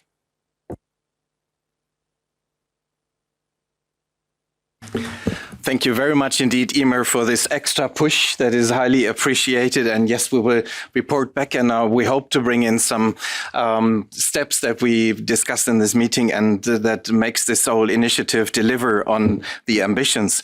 With that, Emer, if you permit me, I would hand over to Günter Waxenecker, who will take us through most of the session 2, which is on the platform, as you already mentioned. Günter, you are heading the Austrian Agency for Medicines and for Medical Devices since last year, and you have an extensive background of research on medicine. So thank you very much for joining us today, and we look forward to run this session 2 to give a starting point for the further discussion and the consultation on the platform. Günter, please. Thanks, Ralf, for the kind introduction. Yeah, I'm co-chairing here because I'm enthusiastic about this platform. And as a head of the Austrian Medicines and Medical Devices Agency with many years, more than a decade, I did clinical trial applications as an assessor. I was involved in scientific advices, in marketing authorization applications, in innovation task force meetings as such. And I learned also from the years before that, doing research and development and having been involved with these procedures on the other side of the fence, so to say, I identified more and more that there are some kind of gaps, and we need a closer connection to academia, not only to industry, especially for public health purposes and not only for marketing authorization as such. So we need to broaden our perspective. And as already mentioned today, regulation follows science, but the speed of R&D is increasing. So there's a need for earlier discussions and for with those doing scientific advancements and innovation. That is why it's important to have a close and better routine of exchange between academia and regulators. And we in the European Medicines Regulatory Network identify in our daily routine work gaps in regulatory science. So where we already talked about the quality of our decisions, which needs to be continuously improved, but also the evidentiary standards, especially for rare diseases, pediatric indications, geriatric indications, and this kind of stuff. And as Harald mentioned already today, consistency of regulatory decisions is on the one hand, and this needs to be balanced against the scientific progress that is to be made. So, and society needs not only patents and papers, but also we need, in the end, products, and ideally products with added value. And we all know that the attrition rate in developing new medicines is pretty high. So only a few of these innovations are really able to deliver that. So in line with the One Health initiative, we need a more holistic understanding from early innovation down to really ensure timely patient access with innovative products. And as the pace of innovation is really increasing globally. And we do not only talk about innovations as such, we also have the chance that we have seen in the last 10 years many new modalities. Think about oligonucleotides or many other things beyond the advanced therapy, medicinal products, and this kind of stuff. But we also need to ensure patient access with generics and biosimilars. Here's where a lot can be done, but also think about 3 Rs, new approach methodologies, strongly needed for human-only targets. So there's a lot that needs to be done as the predictive value of animal studies is low or simply not given in these cases. So we have to face that very early on and from the very first beginning, and our assessors and regulators, our whole system needs to be exposed to scientific discussions on early innovation of products. So Regulators need a tight connection with academia and with clinical practice, on the other hand, also to generate the trust that is essential for the acceptance of our role in marketing authorization. So with that, I hand over to you, Ralf.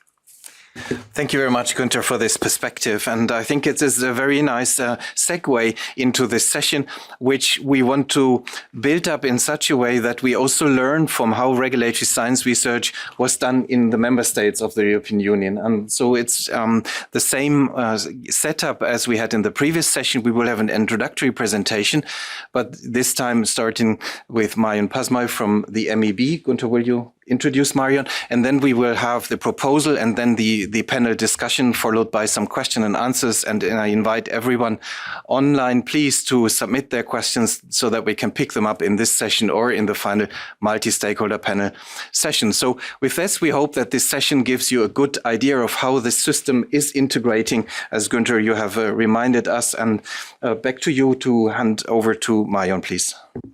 Yeah, it's a pleasure to introduce Marjon Pasmooij.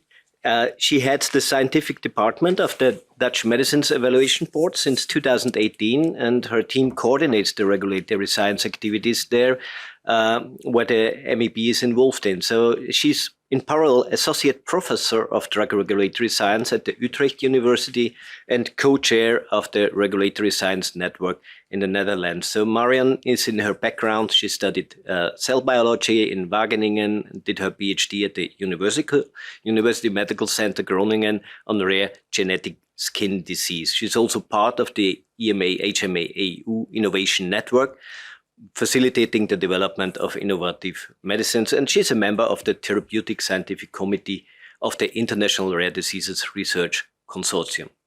Marjon, floor is yours.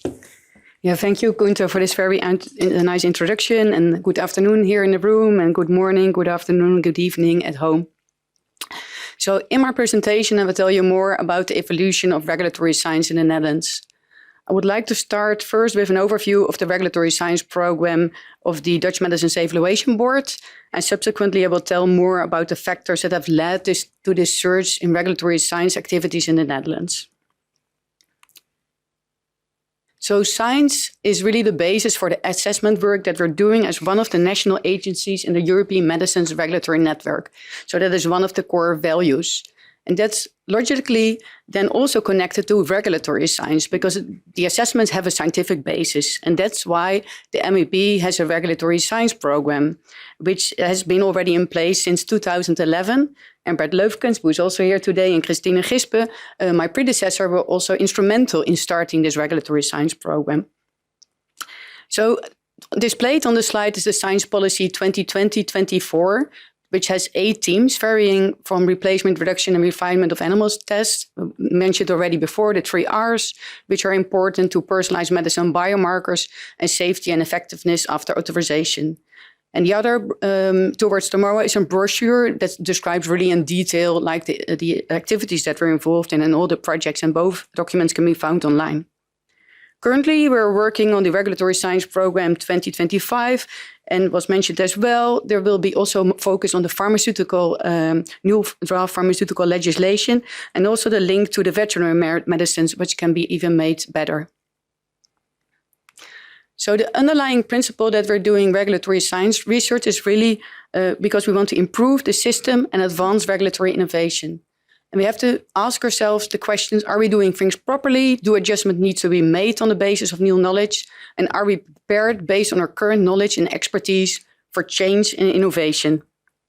So how the program works in the Dutch Medicines Evaluation Board, it's driven primarily the research carried out by PhD students, where the teams that are supervising consisting of people from the MEB as well from the university side.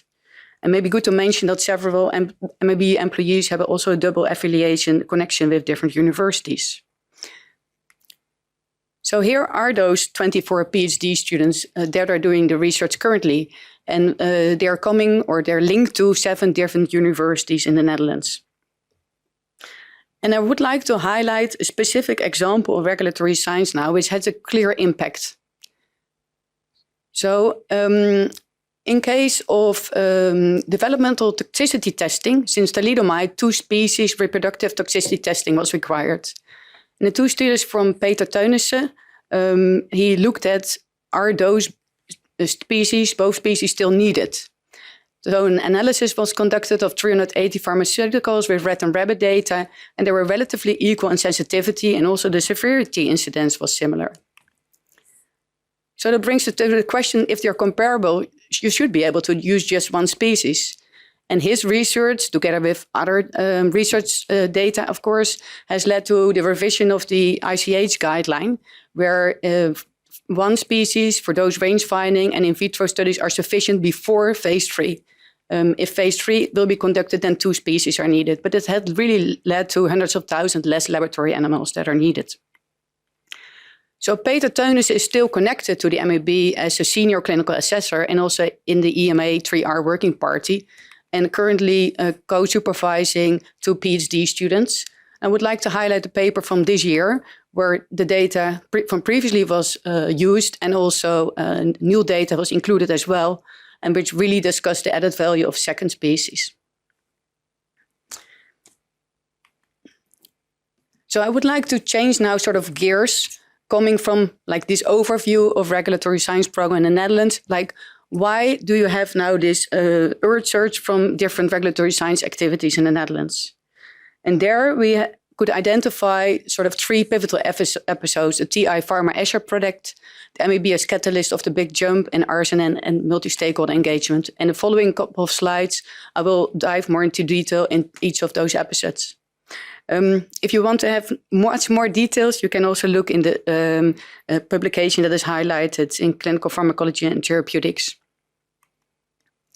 So the TI Pharma Azure project, it started out as a multi-stakeholder platform from academia, industry, patients, and regulators. It was a national public-private program funded by from public funding for several millions.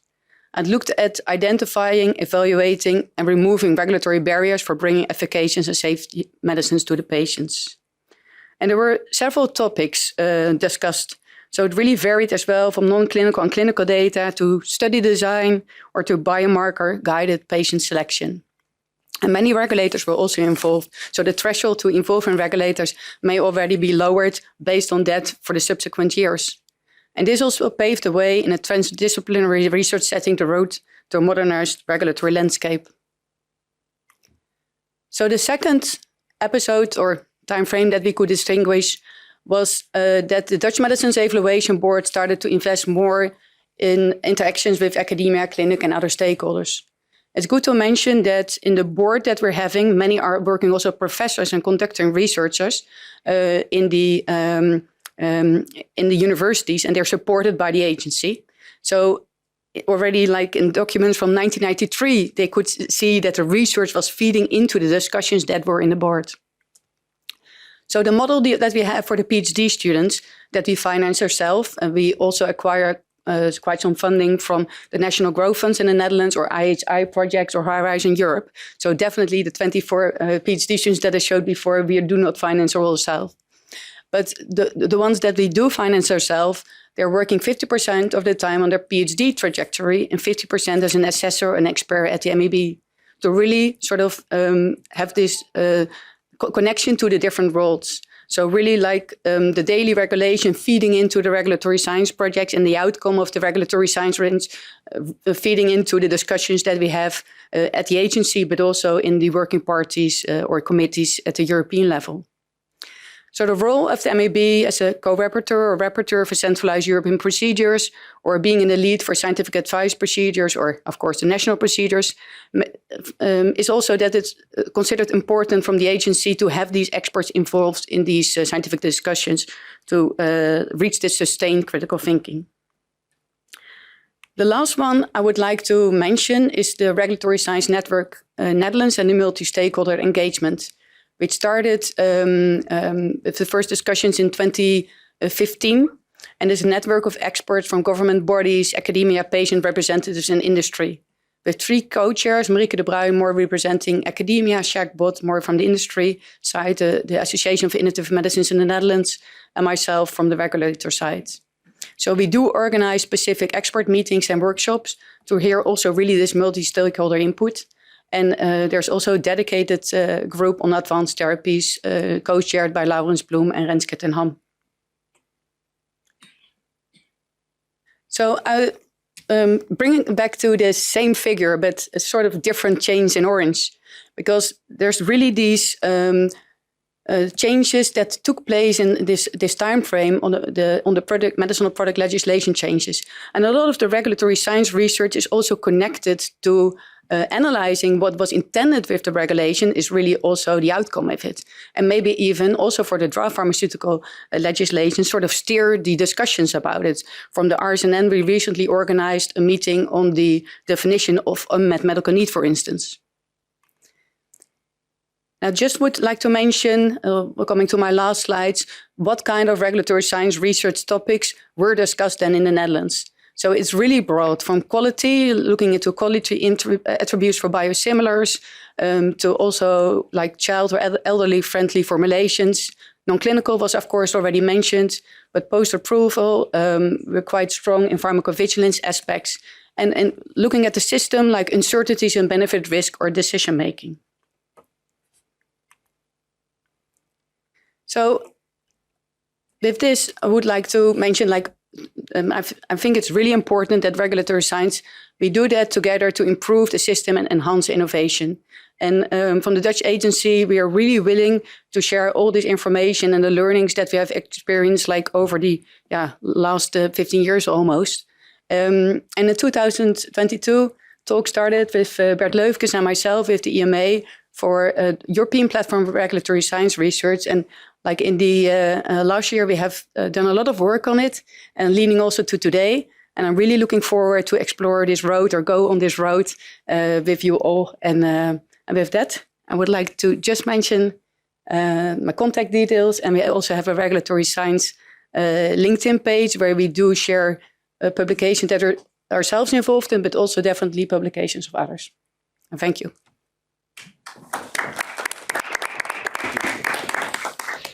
Thank you, Marjon. I was always curious about how MEB was managed the interface between academia and the internal stuff. And thanks also for mentioning the reproductive toxicity guideline, the third revision with Peter Tonneson. I was strongly involved in this Herculean efforts.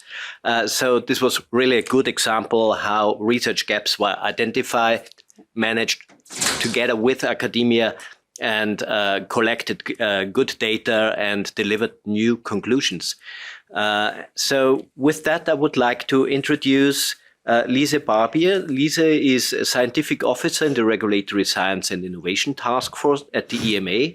She's a pharmacist by training and holds a PhD in pharmaceutical science with focus on regulatory science from the Catholic University of Leuven. During her postdoc research, she focused on advancing biosimilar evaluation and access and investigated how medicine development and evaluation can be more patient and unmet need driven, also as part of the national and European consortia. She first joined EMA in 2019 as part of the Oncology, Hematology and Diagnostics Office in the Human Medicines Evaluation Division, contributing again to biosimilar evaluation and cross-agency biosimilar initiatives. In her current role, she focuses on developing pathways to advance and facilitate regulatory science research and support academic and non-for-profit researchers with medicines and tools development. So, Liese, please, the floor is yours. Thank you very much, Günter, for this kind introduction, and good afternoon, everyone here with me in the room and online. So in my talk, I have the pleasure today to introduce you to our ambition and plans to set up a European platform for regulatory science research, which is a joint EMA-HMA initiative. Before I go a bit more into detail, allow me to share a bit of context. So as some of you might know, the EMA and also the European Medicines Regulatory Network has already for many years set the objective to further expand on collaborations between regulators and academic researchers and other types of researchers to collectively help the system to address and overcome important regulatory gaps through leveraging regulatory science research. You can see some of these key strategic documents that also highlight this mission here as examples on my slide. So over the past few years, we have already made significant progress in this area. And today we already collaborate with researchers from the academic and non-for-profit sector in a variety of different ways. For example, EMA, but also national competent authorities, collaborate with researchers in the context of several public-private partnerships and other types of consortia. You also heard earlier from my colleagues about, for example, the regulatory science research needs initiatives, which aims to elucidate gaps that can be addressed by research to help us overcome challenges within the regulatory system. These are examples of elements that are embedded in what was also presented by my colleagues Ralf Herold and Pierpaolo Moscariello, this regulatory science life cycle. So this strategic approach to help advance regulatory science research, which, as coined before, is the fil rouge for today's meeting. And you see that these different elements are embedded within this to help accelerate this life cycle. But we believe that more can be done, needs to be done, because we are missing something more in the middle of this life cycle. So what is missing today more specifically is a structured way, a systematic way to engage between academic researchers and regulators on not a one-off basis, but on a more iterative, proactive fashion. So we are envisioned to have the European platform on regulatory science research to help fill in this blank or void, if you will. So in the next few slides, I will explain you what this European platform for regulatory science is about and also how we envision to be working in this new structure. So first and foremost, the platform is envisioned to be a systematic, structured way of interacting between regulators and researchers, more specifically from the academia and non-for-profit sector, so that we have this as a new mechanism, new tool to really help foster dialogue at a not one-off, but really systematic way. And we have here 5 key strategic aims for this platform. First, it is to systematically advance and accelerate research addressing regulatory needs. So for us, this means that with this platform will have a key role in advancing this more systematic approach of this regulatory science research life cycle. But we have also heard from other speakers already earlier today that we cannot identify research needs in silo. We cannot do it only from the regulator's perspective. We also want to learn from other stakeholders, including researchers in this context. So our second aim is to, through this dialogue, help us to refine and enrich regulatory topics with the interests, with the know-how of researchers in this regard, and also to match up these regulatory science research needs with the methodological expertise that academics, that researchers have on board. Through having this early and iterative dialogue, we also envision that we can progress together on methodological standards and also help to increase understanding on both ways between regulator and researcher, what is needed to improve also the usefulness of these research outputs, so that in a second phase, these can also be implemented in regulatory practice. Through this, we will be able to bridge the gap between scientific research and the implementation of that research in regulatory decision-making, making sure that we can translate these solutions back into regulatory practice for the support of medicines development, tool development that can inform medicines and tools development and evaluation. Final one, but also an important one to us, is that we envision that this platform can also play a key role in further expanding the community of regulatory science researchers. You have heard from my colleague here next to me, Marjon Pasmooij, how this evolution has happened in the Netherlands. And we want to now also do this at a more European scale, because today the regulatory science research landscape is quite scattered. It's an evolving, growing field. And moreover, we believe that many scientists, researchers at home, perhaps listening in today, might not be aware that the research that they conduct actually can also be considered regulatory science research and can have is research that can have a big impact on medicines development or on tools development that can inform medicines development and evaluation. So with this, we also aim to set up a structure for more let's say, a little less formal interaction with a lower threshold to engage between regulators and researchers to also help expand this academic researcher community that together with us engages on these important regulatory issues and collaborates with regulators here. You might ask question, okay, I have the slides which are not advancing with use of pointer. Thank you. So you might have the question, okay, how will we handle this? How will you do this in practice? Because of course, the community of scientists, researchers is very broad, working on many different topics. So we need to set up discussions in a very particular way. So here we believe that so regardless of the specificities of the specific research domains at hand of the researchers, there are a number of key transversal topics on which it's of benefit, we believe, of many to discuss. And this is more specifically on this matchmaking or finding research needs of common interest, that we can refine the regulatory science research needs, but also perspectives of academic researchers. Secondly, to discuss methods, best practices to conduct regulatory science research. For example, also to discuss certain type of data sources.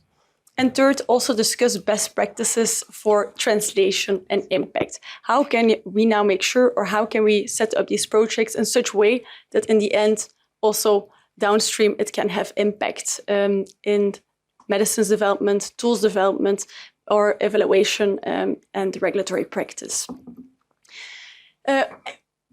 Through this type of transversal discussions, we will have distilled learnings that can then be leveraged, fed back into the individual research domains. And vice versa, we also in these discussions want to draw from the individual research domains to really have practice-informed discussions. So we will be drawing from various different types of research domains to also use these as case examples, case studies, so that we can also inform these transversal discussions. So we have this way, as you will, a virtuous feedback loop between the horizontal and the vertical level. So at EMA HMA side, we set this up because we see great value and importance and benefit of having such a new system of collaboration between regulators and researchers to help enrich our regulatory science needs, but also to expose researchers to important areas for regulators to help stimulate or foster researchers to address these and take these up in their regulatory science research projects. Also for researchers, we believe there are a variety and a combination of reasons to also participate in this platform. One of the key reasons is that there's also opportunity to receive support, input from regulators on your research projects. And it will also be an opportunity to increase your awareness about initiatives that are shaping and taking place at European level.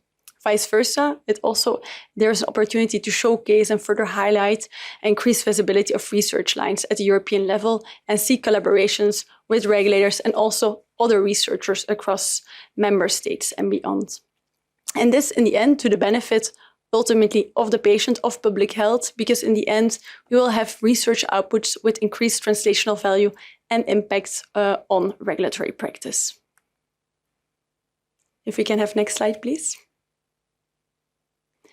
So practically, here you see the proposed working model. So we designed the platform in such a way that we have a three-tiered model. So starting with a steering group, which will be co-chaired by EMA, and then also a national competent authority, starting with the Dutch Medicines Evaluation Board, and then also an academic researcher representative.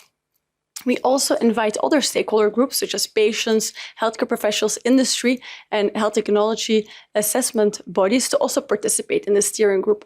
As a starting point, we invite these other stakeholders to participate as observer because it's a new starting initiative. So this is a starting point which might further evolve over time. Next to this, we have what you see as the wider platform participant group. So this is really the group where we want to convene those who conduct regulatory science research, including regulators and researchers from the academic and non-for-profit sector, with who we will be holding several events or meetings on a yearly basis to have these transversal discussions informed by case studies. On the third level, on a more ad hoc basis, there's opportunity to also perhaps set up some temporary topic-specific groups in line with priorities in the Regulatory Science Research Needs Initiative. You also see a box in green on the right-hand side of the slide, and this is that we will, over the coming weeks, launch a call for expression of interest. Because, of course, we are very keen to hear from you and moving forward, do this in a collaborative fashion. So there's opportunity to express your interest to both join the steering group as well as the platform participant group. So more to come from us on this note later. So this brings us to timeline and next steps. So this journey started earlier this year, 2024, with the ideation, design, development of the platform proposal, which we have been presenting at various time points, at various internal structures within EMA and also the European Medicines Regulatory Network for gathering of feedback, thoughts, also alignment, which then fed into the development of what we call a draft concept paper. And since a few days, this draft concept paper is now out for public consultation. So similar to the Regulatory Science Research Needs, which is available for public consultation, also this document is now publicly available. And yeah, we are very much looking forward to your thoughts, suggestions on this proposal. Today we have the event, which also marks an important next milestone in this development process, as it's the first time that we are engaging with the public on this new initiative. And we also see this as a starting point, as a first discussion with you, with many more to follow over the course of 2025, when we will officially start this one-year pilot phase of this platform, with a first steering group meeting and platform meeting happening in February and March. So this is a warm invitation from my side and from my colleagues' side to have a look at this draft concept paper and share with us any of your thoughts, suggestions, feedback, because moving forward, we are looking forward to take this journey together. And with this, I thank you very much for your attention, and I give back the floor to Ralf. Thank you. And we thank you very much. Liese and Marjon, thank you very much. This was all about collaboration, opportunities and growth and evolution. And we would now like to continue in this session on this topic of collaboration, first in the panel and then in another part, hearing from the Commission and the Innovative Health Initiative as funding organizations. But first, we have a good half hour for the panel discussion. We welcome again Alessandro Faya as communications specialist at EMA. And Alessandro, you have 4 colleagues, 2 researchers from the academic sector and 2 regulators, clinicians and methodologists. And perhaps the panel could discuss what are examples of successes and what are the challenges in these practical collaborations that all the 4 colleagues have done and undertaken already in such regulatory science collaborations. Thank you, and over to you, Alessandro. Indeed. Thank you, Ralf. I think we have 2 keywords for this second panel of the day. And so one is collaboration, as you mentioned, and the other one would be impact. So I will start with Francesco Pignatti. Francesco was the head of oncology for many years at EMA and now is the scientific advisor on oncology. And you have extensive experience of collaborations that include academia, regulators, other stakeholders, notably the Cancer Medicines Forum. You're the co-lead of that. So we would really like to welcome your reflections on how these collaborations went and if there was impact that you can actually see in the regulatory space.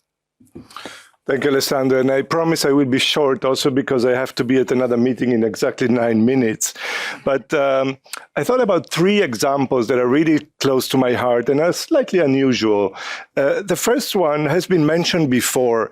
We are intrinsically aware of the inherent, let's say, interconnection between science and regulation. But as regulators, we know a lot about science, but what we've heard is that scientists know much less about regulation. And then what could we do to bridge this gap? And under the leadership of our former CHMP chair, Harald Enzmann, we actually designed in oncology a program of information, training, education for researchers who want to know more about the esoteric art of regulatory science. And what we learned is actually a lot of, we hadn't realized that actually there are no, let's say, new standards very different from the general scientific standards. So this has really helped bridging the gap and sort of fostering collaboration.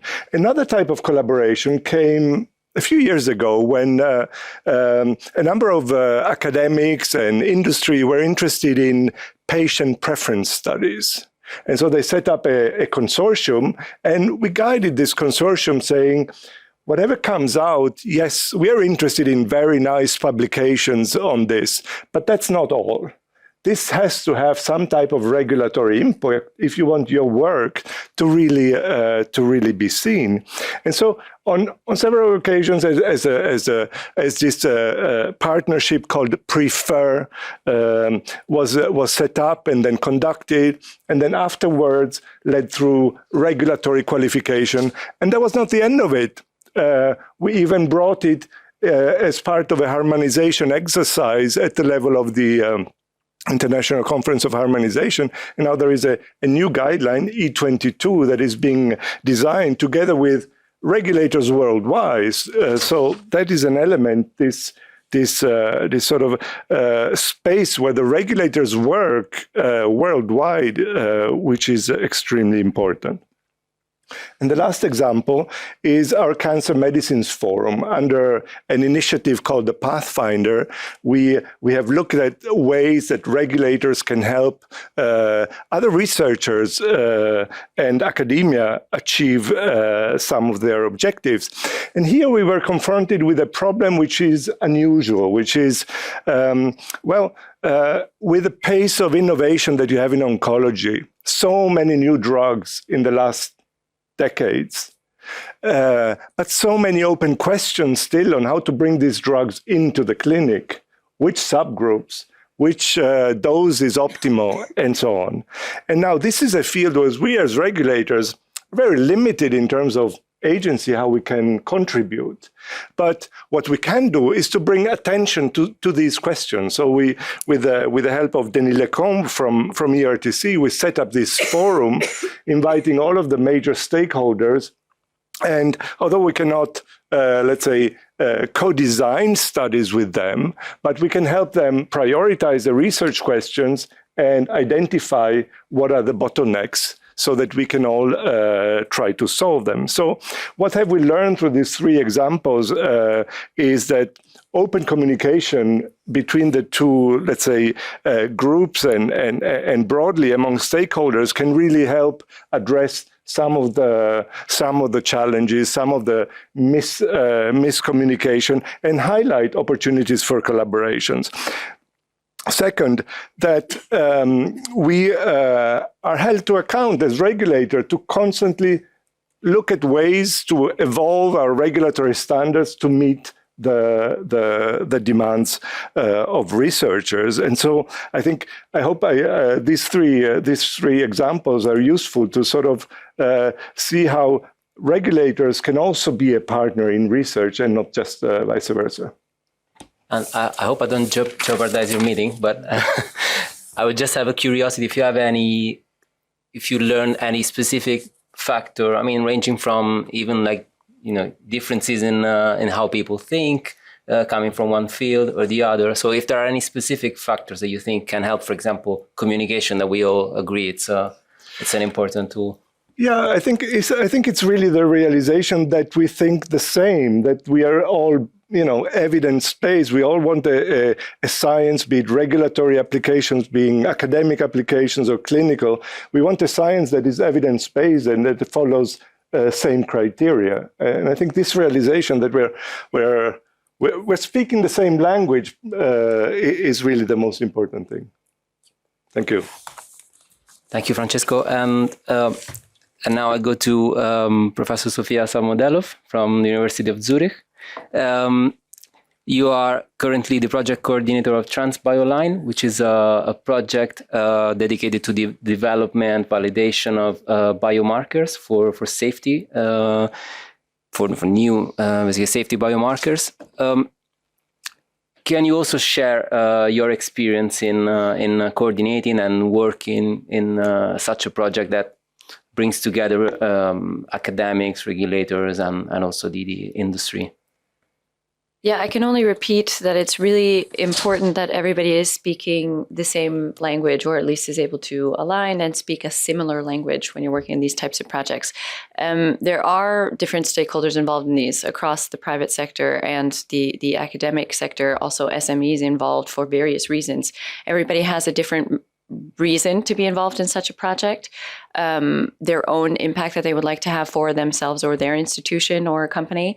And oftentimes we actually aren't speaking the same language, and the personal motivation or vested interest in the project as a whole varies. It fluctuates also over time or with the developments as you go, and keeping that all together to still keep it moving forward and at least be able to accumulate a lot of learnings and to ultimately be able to leverage those, that's actually the ask in these larger projects. And again, pointing out from the academic perspective, academia in Europe is largely publicly funded. Some of these project modalities, the largest ones that are supposed to have the largest impact and also work with regulators together, those are also the ones that are funded publicly extensively.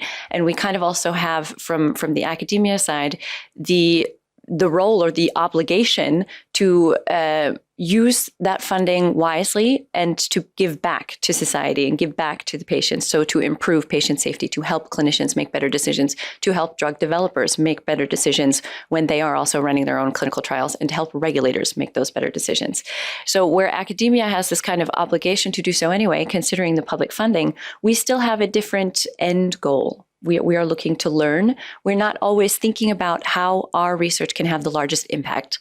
And quite frankly, that's a little bit unfortunate. Academics may forget that we may reach a larger impact or may also reach a higher quality of research in working together with regulators in regulatory research. It's been said a few times today that many academics don't know that they're working in regulatory research. I mean, even PhD students that are, doing their PhD project at some university located within the EU, and they aren't aware that their research will be feeding into a regulatory research project, even if it is just a small publication, but that publication may be part of a medicine analysis later to review 3R methods for animal research. So ultimately, we're all working towards the same goal in improving health and safety for Europeans. Don't get me confused by the American accent. I'm also German, by the way. I did also study in Germany. Just really quickly, for the collaborative projects, these large projects, we all have the same ultimate goal at the end, but we have very different ways of or mentalities or mindsets in going into them. And I think there's still a lot that can be improved. And any reflection to, for example, how the size of a project can influence, this impact that we're all striving to get? Yeah, I didn't want to be too repetitive, but also Marco Cavalieri pointed it out earlier today. Bigger is not better. I think we've gotten a little bit in academic research over the last decades into a very competitive atmosphere. We need to have fancier projects that we put forward in our grant applications. We need to be addressing more topics. We need to have something novel and innovative in every single grant application. Sometimes it is better to go back to the basics. For this to work and for this to achieve a higher impact, to simplify these large projects that are collaborative and need to be collaborative, maybe just focusing on one question would make that more achievable or more feasible. Scientists need to be more pragmatic when assessing feasibility and their budget design in larger projects. For this to work, funders also have to be a little bit more pragmatic in how they also then review feasibility and also looking at grant applications. Maybe time to go a little bit back to the basics. We do have a lot of questions that need to be answered. With the new list of the regulatory science research needs, it could be time to simplify and focus on those gaps that have been identified and do it in a little bit of a simpler, streamlined way. Thank you. And I think we should have Professor Koenig online. Hello, good afternoon. Hello, good afternoon. So you're a professor of medical statistics at the University of Vienna, and you were involved together with our other panelists in this project EU Pearl that looks at platform trials. So any learnings, any lessons that you've learned from leveraging research to advance regulatory science? Yes, so in EU Pearl, what I learned is that it's not a single regulatory view, but regulators might also have different views. And we involved regulators in different ways. So we involved Andrew Thompson as a scientific advisor, but we had interaction with the EMA for specific questions, like via the I-10 task force. But we also had stakeholder meetings to get the input from regulators. But I think one of the most important things was that we had a regulatory agency, the PI, as a partner involved, because then we had more or less equal discussions, because they had to contribute actively and they really took leadership in writing papers, doing research. I think this was really a key factor for enhancing regulatory science, that you have both academics, industry, and regulators on the table. And you have to ensure that there's a balance between excitement for new methods, usually academia, speeding up and maximizing efficiency in drug development. So this is usually covered by industry, and ensuring robustness and sufficient level of evidence required by regulatory decision making, and there regulators comes in.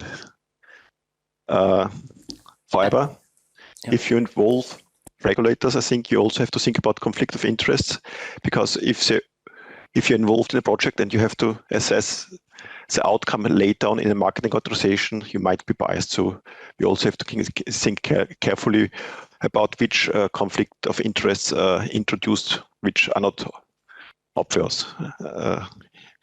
And as far as funding is concerned, because it has mentioned several times, you also have to think how to implement it. Should the funding come directly from regulators? Then regulators clearly have the most control.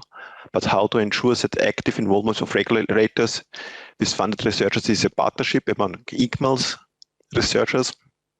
And if the funding comes from third parties, then clearly regulators might have less control on the topics, but they can participate as a full partner, and regulators might not like the results of the research at the end of the body, in contrast to the daily work where they assess the work of others. So I think, but we'll hear later on more about funding. And when in the preparation of this meeting, I was thinking about what was the event which enhanced regulatory science most in the last 10, 15 years in Europe. And I think sometimes it's not solely about collaboration, but someone has to take a really brave decision. And so what triggered most regulatory science work in the last 10 years, it was most likely a statement as a similar workshop by the EMA Executive Director Günter in November 2012, when he announced, we are not here to decide if we publish clinical trial data, but how, because this triggered so many different ways of regulatory science research, from statistics, how secondary research should be conducted, how this secondary research can play a role in marketing authorization, how we can modify clinical trial designs like hybrid designs, how the way we inform patients to participate in trials has to be changed to facilitate such future secondary research. So I think sometimes single persons are needed to take a brave decision, and then regulatory science will follow. Thank you. And I will go to our next panelist, Andrew Thompson. Andrew is a statistician in our data analytics and methods task force at EMA. You were also involved in the EU Pearl project. And I would like to hear from your vantage point. What's your what's your observation of the interplay between academics, regulators? What's in it for academics? What's in it for regulators in collaborating? Thanks, Ale. And I think in the area of statistical methodology in particular, the pharmaceutical industry employs lots of very clever statisticians to come up with new ways of designing and analyzing trials or how to implement new methods. And then they come to us and they say, can we do it? And they provide us lots of information about whether it's reliable, whether it's robust, what the properties of these new approaches have. And then hopefully there's a successful development program. It's more efficient. It brings safe and effective medicines to patients faster. And so therefore companies B, C and D, seeing this approach, think, oh, we're going to use that as well. And they come to us and say, can we use that? And sometimes the answer is yes, you can. And sometimes the answer is, we don't know. And it goes back to something that Harold said at the very beginning about taking something very specific and making it general. Because it might be in certain methodologies you can't automatically apply it across the entire medicines development space. So something that EU Pearl did really well for me was to say, well, for these kind of platform trials, master protocols, what areas can we use them in? What are the metrics that we need to define whether as regulators we can accept them or not? What's the data that we need? And when can we be relaxed and when can't we be relaxed? And I think turning that specific into the general is a really key part of this research. It's important the research delivers something, and I think it's important to reflect that platforms here are important. Research is a process, it's not an event, and we need to be engaged at the start, but also throughout the process as well, because questions arise and difficult questions arise. What's the regulatory view on this? And I think that brings me to my last point about what regulators need to do to make it successful. Franz just mentioned the word bravery, Spiros mentioned courage earlier, and Marco mentioned people coming to EMA for a big meeting where you have to be careful what you say. Now, it's very easy as a regulator to fall behind, it's not in any guidance document, so I can't say anything. Now, almost definitionally in this space, because it's new research, it's not going to be in any of our guidance documents yet. And so we're not going to be able to actively engage unless we are brave as regulators and say, actually, I think personally, this could be an interesting area to investigate, or maybe not that one as such. And people like Franz, warning for regulators that you will be challenged and expected to give answers as well. So we are going to be expected by our academic partners to be brave as well. And then finally, in terms of tangible outputs, this was a project where now we are in the process of drafting guidance. And I think EU Pearl was not the reason we are drafting guidance, but it certainly provided lots of information, lots of answers, lots of reassurance for us, such that in this area that's key to medicine's development in the future, we can come up with a considered, informed regulatory position such that we can write relevant guidance documents for assessors and subsequently industry.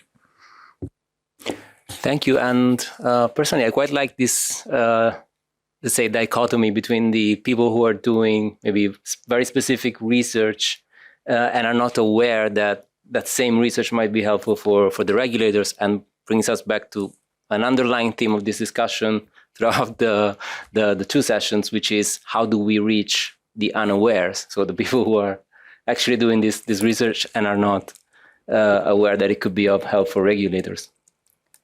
Well, again, many of these topics have been picked on today. Some things have already been improving.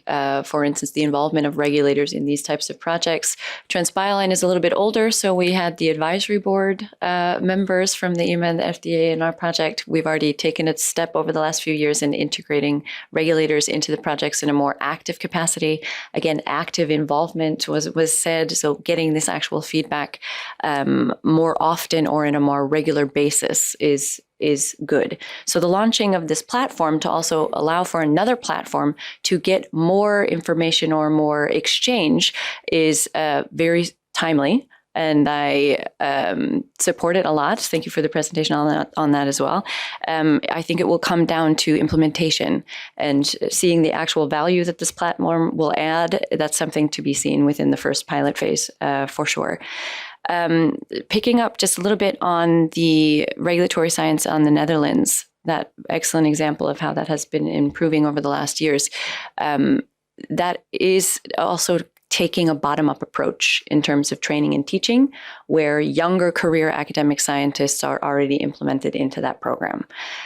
For this particular platform, it seems that that's not necessarily envisioned. Again, looking a little bit more maybe from a trickle down to those academic scientists that can do regulatory research now or have resources at their hands or disposal to do that, and hoping that that's then shared in their institutes.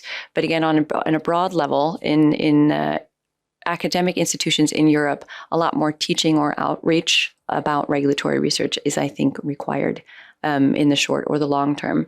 I know there have been several academic programs put into place, master's programs at select universities within Europe also teaching regulatory research, but more efforts will have to be done across the academic institutions in Europe to kind of further this also moving forward in the future. It's definitely also a point to consider, I think.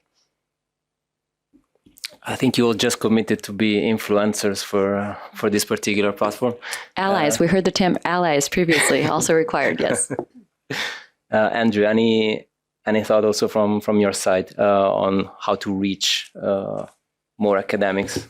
It is challenging for us, I think, in many areas to reach people. We have reorganized our working parties in the last few years, and we've set up new structures to try and get the best expertise available to us to provide us with the specific expertise we need. It's a work in progress. We're getting there, and our methodology ESEC, which is mentioned in the strategy, we have over 200 members now. So I think we are building a community, primarily, I should say, from the regulatory network itself, but people like Kit, who wears two hats and is very instrumental in keeping us grounded, that we need to have strong academic links to the people who can answer the questions we have.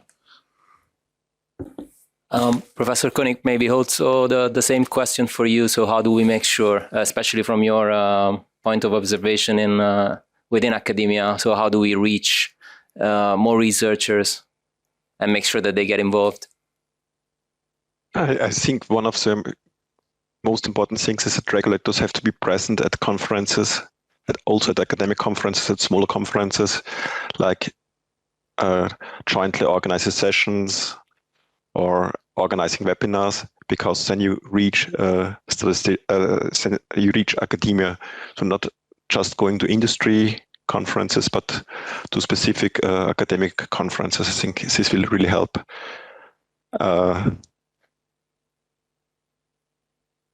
So basically, go to the source, let's say. Yes. Okay.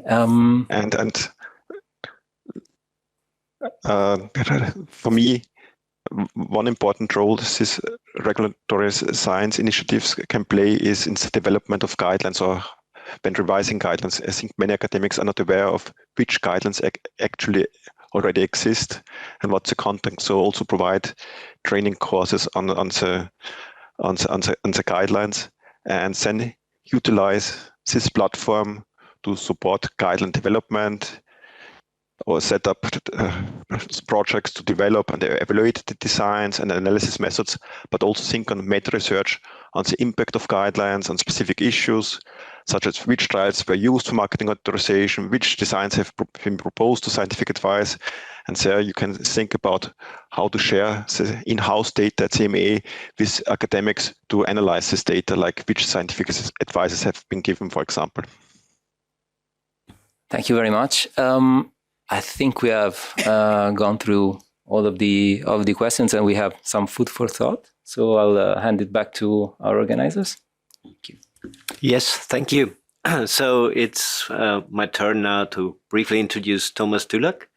He's head of sector for health industry at the European Commission Directorate General for Research and Innovation, and he has a broad responsibility in industrial research and innovation in the health area, especially in the daily follow-up of the Innovative Health Initiative, EU's flagship on public-private partnership. And next to him, Dr. Niklas Blomberg, he's Executive Director of the Innovative Health Initiative Joint Undertaking since January 2024. He brought with him a broad experience. He was industry co-lead at Open Facts, a project funded by the Innovative Medicines Initiative, the forerunner to IHI, and he also succeeded in building up the research infrastructure Elixir, which included projects from IMI2, the European Open Science Cloud, and European Genomic Data Infrastructure. So I hand over to you. Thank you. Thank you very much. Good afternoon. So indeed, I work at the European Commission, DG Research and Innovation, but apart from helping the Innovative Health Initiative exist and thrive, we also work with the main funding program of Horizon Europe, the health cluster. So the examples and knowledge that I will convey here will be mostly from that program, and I will leave it to Niklas to speak about the IHI. So we have heard already from the previous speakers is that the early engagement of regulators in research is beneficial to developers because it shortens the time to market. And conversely, this engagement is also beneficial to regulators because they keep track of the progress of science and are able to identify new opportunities and trends. So in short, we can call this engagement a clear win-win situation. So there's not much to it here. And I would like to go further with giving a few examples of how we have been funding the regulatory science so far. For instance, 2 years ago, we had a call under Horizon Europe for new methods for the effective use of real-world data or synthetic data in the regulatory decision-making and NHTA. And this call had several very concrete goals, among which to develop evidentiary standards for the analysis of real-world data, and to develop methodological standards and machine learning methods to analyze this kind of data. And out of that call, we have 6 projects running nowadays, which work together as a cluster. They work with the use of registries, with the use of artificial intelligence in regulatory and HTA decision-making in several health conditions. I will not go through each and every one of them because we don't have time for that. So I will just bring up one, which is called Real4Reg, which has the objective to develop new methods based on AI and machine learning to analyze real-world evidence for regulatory and HTA decision-making. The consortium will actually conduct a retrospective observational cohort study based on registries and on claims data with several use cases, breast cancer and ALS included, which will be aligned with the regulatory decision-making cycles of pre-authorization, evaluation, and post-authorization. And it's interesting that the projects are actually coordinated by the regulatory body from Germany, BfArM, who is competent for pharmaceuticals and medical devices. And the consortium brings in partners with regulatory and HTA expertise, and also a patient organization. So we value this kind of collaborations very much, and we do hope that they will lead to methods which are really useful for the regulators. And I'm very happy that colleagues from the EMA are in close contact with this project and from other projects which resulted from this call. The next example that I would like to bring is in the HTA field. I know it's one step further than the task of the regulators, but I hope it's sufficiently in scope.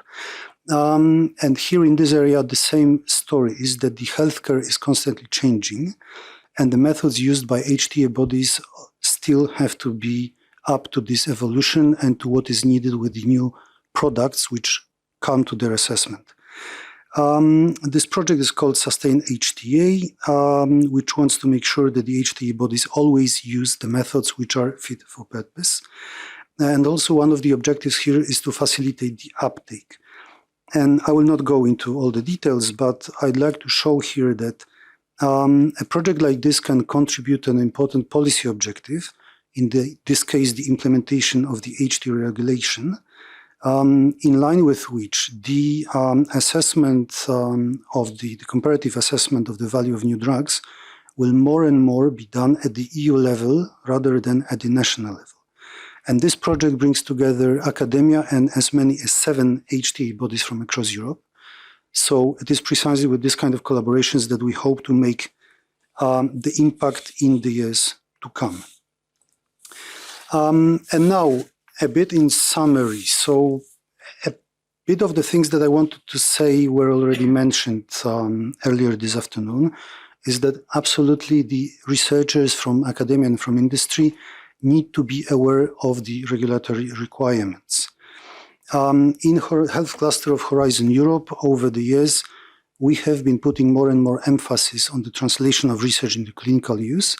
And for this, the regulatory steps are mandatory and are actually useful to increase the quality of research. And we see very clearly that researchers need to consider the regulatory requirements already when preparing proposals for funding. The reason also is that we have had a number of call topics in which the interactions with regulators were either encouraged or even required by the call text. And for topics in which we plan to fund phase 1 or phase 2 of clinical development, sometimes we even require demonstration of this engagement as a proof that the research will be done with a certain scientific rigor and its results will be fit for regulatory use later on. So I was very pleased to hear from, I think, one of the speakers before, that the research which is done in the lab may actually undergo regulatory scrutiny in a few years after. So these standards have to be kept in mind from the very beginning. And in the past, under Horizon Europe, we have funded a number of projects in a number of areas which are relevant for regulatory science. On alternatives to animal testing, we have done a lot. Real-world evidence, new clinical trial methodologies also for rare diseases. And actually, I'm also pleased to say that we will have a brand new project working with non-animal models for the evaluation of the safety and efficacy of chemicals and pharmaceuticals. I will not give you the details because the project is about to start, but this is a new initiative which will come in play from early next year. So with that, I'd like to thank you and hand over to Niklas. Thank you, Thomas. And so I'll continue what I think is a little bit of a double act here from the cluster 1 and then IHI.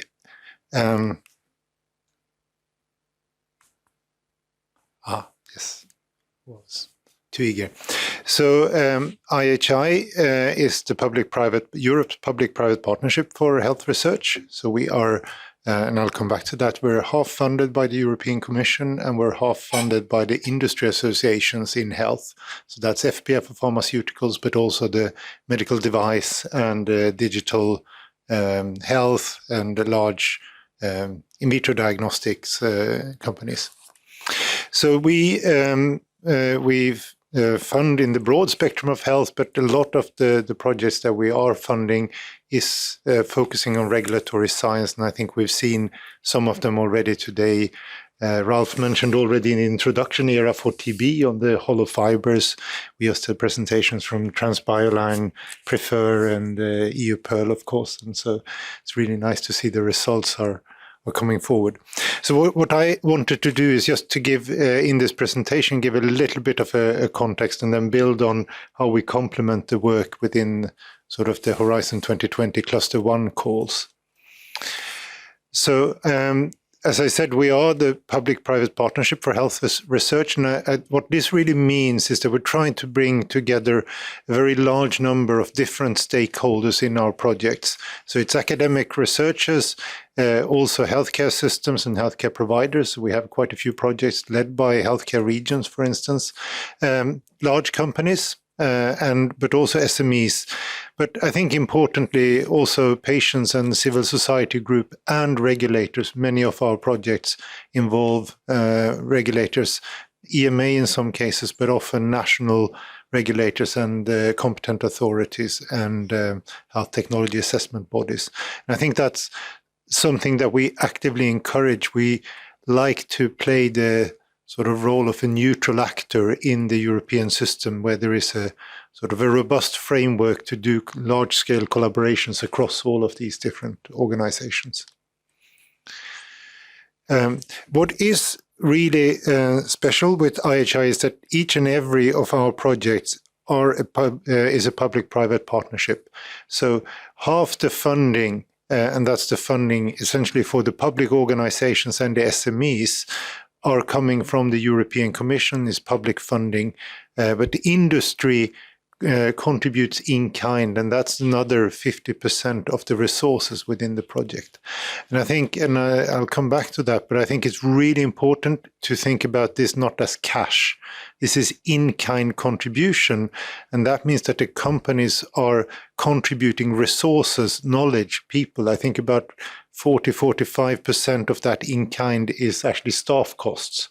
And so what this means is that we have experts from very many different fields and stakeholder groups who are actively collaborating to take on important problems. And I think that's the real strength of the partnership, is that sort of fostering that collaboration and building on the experiences from the different stakeholders.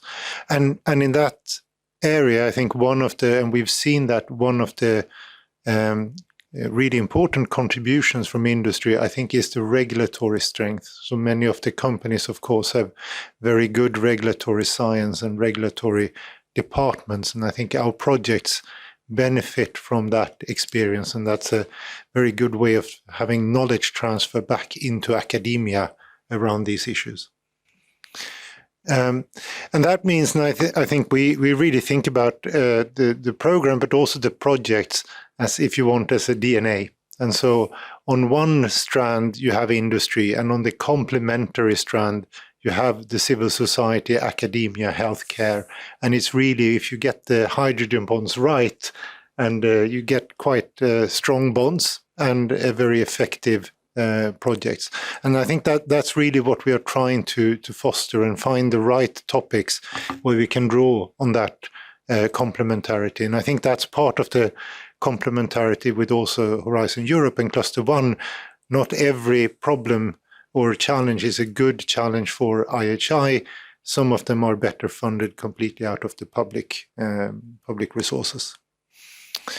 So just a few examples of work we've done. I wanted to highlight the report that was published a few weeks ago from our Regulatory Science Summit. So regularly IHI brings together regulators, industry representatives, national bodies, competent authorities, and researchers to discuss a set of interesting regulatory science questions that we hope then will inform our future calls and topic.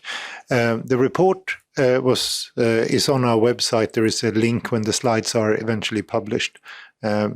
We also provide quite extensive guidelines and guides for our applicants and projects to make sure that we help them to reach and engage with regulators and progress the outcomes from the projects through various forms of regulatory endpoints. We fund quite a lot of biomarker projects, and of course we'd quite like them to go through the regulatory approval, and we have some recent success stories with qualified opinions and so on.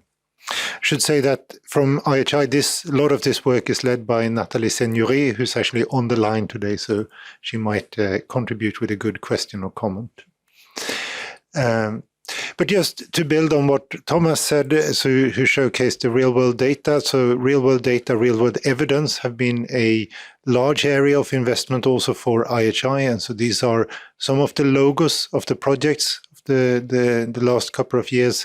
And I did a quick calculation, but it's over 300 million euros in projects that we have funded in this space, half of which is of course then in kind from the industry. So it's really a co-creation effort across all the European stakeholders. And then finally, to round this off, I just wanted to highlight some projects that will be launched next year, which I think will be really exciting. So one is on development of evidence base from real-world data and real-world evidence, so to try to move that into some real practical guidance that can be used both in industry and in academia. So that's quite a large project with, I think it's 8 or 10 companies involved, plus a large number of public partners. We also have, I think, a really exciting, had an exciting call this summer, and the projects are now moving ahead through evaluations, which is about trying to define what the regulatory sandbox would look like in Europe. And so again, it's a large number of companies, but also public partners, academia, regulators involved in these projects. So I think the outcome when they kick off, these outcomes will be really quite interesting and hopefully help to inform this strategy further. And then finally, I'll take the opportunity to advertise. We have a call opening in January, closing in April, which we call applicant-driven, where we really are asking the whole community to come forward with and articulate opportunities for advancing health research within the scope of the IHI program. And so if you get some good ideas today and think about ambitious large-scale and public-private cross-sectorial collaborations and partnerships, there will be an opportunity in a not very distant future. So with that, I thank you, Ralf, for the time. Okay, thanks. Thank you, Thomas and Niklas, for your in-kind contribution to this meeting. And with that, I hand over to Ralf. Thank you, Günter. And for the kind in kind, yes, excited to see that we have now received a good number of questions from the colleagues attending online. There are questions that I would like to dispatch to Franz and Sophia, but also to Andrew, Marjon, if I could, and Liese. And the last one will go to Liese, so that perhaps, Liese, then you can also close us out in this session and have the wrap up by in around 10 minutes time. So I was very excited to see that the questions indicate colleagues are listening very closely. And there was a question that it was mentioned that regulatory science could be included by professors in academia in curricula. And there was a question, how could this work? And would there be any examples of this? And perhaps you have a thought about this, Sophia, maybe first, and Franz, if you have a thought then. Thank you. Yeah, I think it's been said several times today. I think we really lack awareness in academia what regulatory research is. So the first thing is, as a professor, or also in my institute, we talk about regulatory research all the time because I'm involved in project or coordinating a project that is in regulatory research. Because so many students don't know that regulatory research needs exist or have never heard about them, but are potentially working in microbiology research or ecology research or veterinary clinical research or animal research, the list of research needs is very large. So for us, simply incorporating into the day-to-day philosophy, what is the added value of academic research in a global perspective? How is academic research different from big pharma research? Why would you maybe choose to pursue a career in academic research? And what is your goal in doing so? And which particular questions would you in your career like to answer? What impact would you like to have in the world with your academic research? And that's really just as a teacher, we teach every day. We talk to our students every day within your lectures, within your courses. Pick up the theme, what is regulatory research in Europe? How can I teach my students that they can lead or let regulatory research needs also guide their own decisions in their career, how they would like to achieve impact in academic research? It's just another avenue to pursue. And picking up on some of the themes that also we heard today on success stories of a clinical researcher coming to the EMA for assistance and for guidance without having any knowledge in the regulatory space. And it's been picked up a few times in other comments in talking about the level of evidence required or the scientific rigor in regulatory research. I can tell you as an academic scientist, if you do work on any type of regulatory research project, you will see the rigor of your own science improve. You will learn many positive things, and you will also look at how you conduct and plan your research in a very different way if you go ahead and are open for the learnings that you can have in working in a regulatory research project. Switch off the microphone. Franz, please. Yeah. For our research, really regulatory guidelines are really useful because many of our publications and PhD topics are based on it. Like when the reflection paper and extrapolation was issued, a PhD student focused on it, and then it's really interesting to see how young people interpret the guidance, because are not influenced already by industry or regulatory review, and they can really come up with new ideas. We also try to incorporate the regulatory review in some of the lectures, like pointing out on how the regulatory system works. And now it's even getting closer, I think, academia and regulators, like the approval of the clinical trials is not jointly done by ethics committees and regulators, at least in Austria. And so there also is now a closer interaction. But some years ago, we had a Marie Curie ITM project, and then we tried to formulate on how a PhD curriculum could look like, but it hasn't been implemented yet at the university. But there are some ideas out, but I think it will take some more time to really implement it in a more structured way. Well, thanks very much, Franz and Sophia. I think we need to cut it out and replay it at the conferences you suggested we need to attend. So that's a very nice reflection. There was a question, perhaps, Marjon, if I could pass it on to you. It's a question of progress in regulatory science, and how can one document and understand how to measure progress in regulatory science. Would you have any reflection? You mentioned publications already, but I think there's beyond an impact, and just some reflections on that. And sure, it would apply to the platform, but I think the question is more generally, how do we measure progress in regulatory science? Yeah, so thank you for the question. So progress in regulatory science, one thing is the publications, of course, but in the end, with the publications, you want to also have impact. And impact that can be done by, for instance, changing the guidelines, what was mentioned already before. Sometimes it's a little bit difficult to differentiate based on which publication guidelines have been changed, because they are not necessarily mentioned in there. But I think what is really important to get to this impact is to discuss the research that is there also with the regulators and in the committees or the EMA working groups that are sort of creating those guidelines. And I think that is for me very important. And if I may add something to the discussion on the education part. A few years ago, we had the Horizon Europe funded project strengthening training in regulatory science, where the EMA and in total 19 national competent authorities were involved in. And there's on the STARS website, there's a lot of projects that are called STARS, but if you search STARS and strengthening training in regulatory science, you will find it. There's a common strategy document where where the Italian partners and also the German partners did a lot of work on a core and comprehensive curriculum. And in this, you can see really the topics that would be important to, for instance, setting up a bachelor or master in. So I think that is an upcoming discussion. And then it's really, it was outside the scope of the project, but it's really also how can we, in different countries in Europe, really take this on board.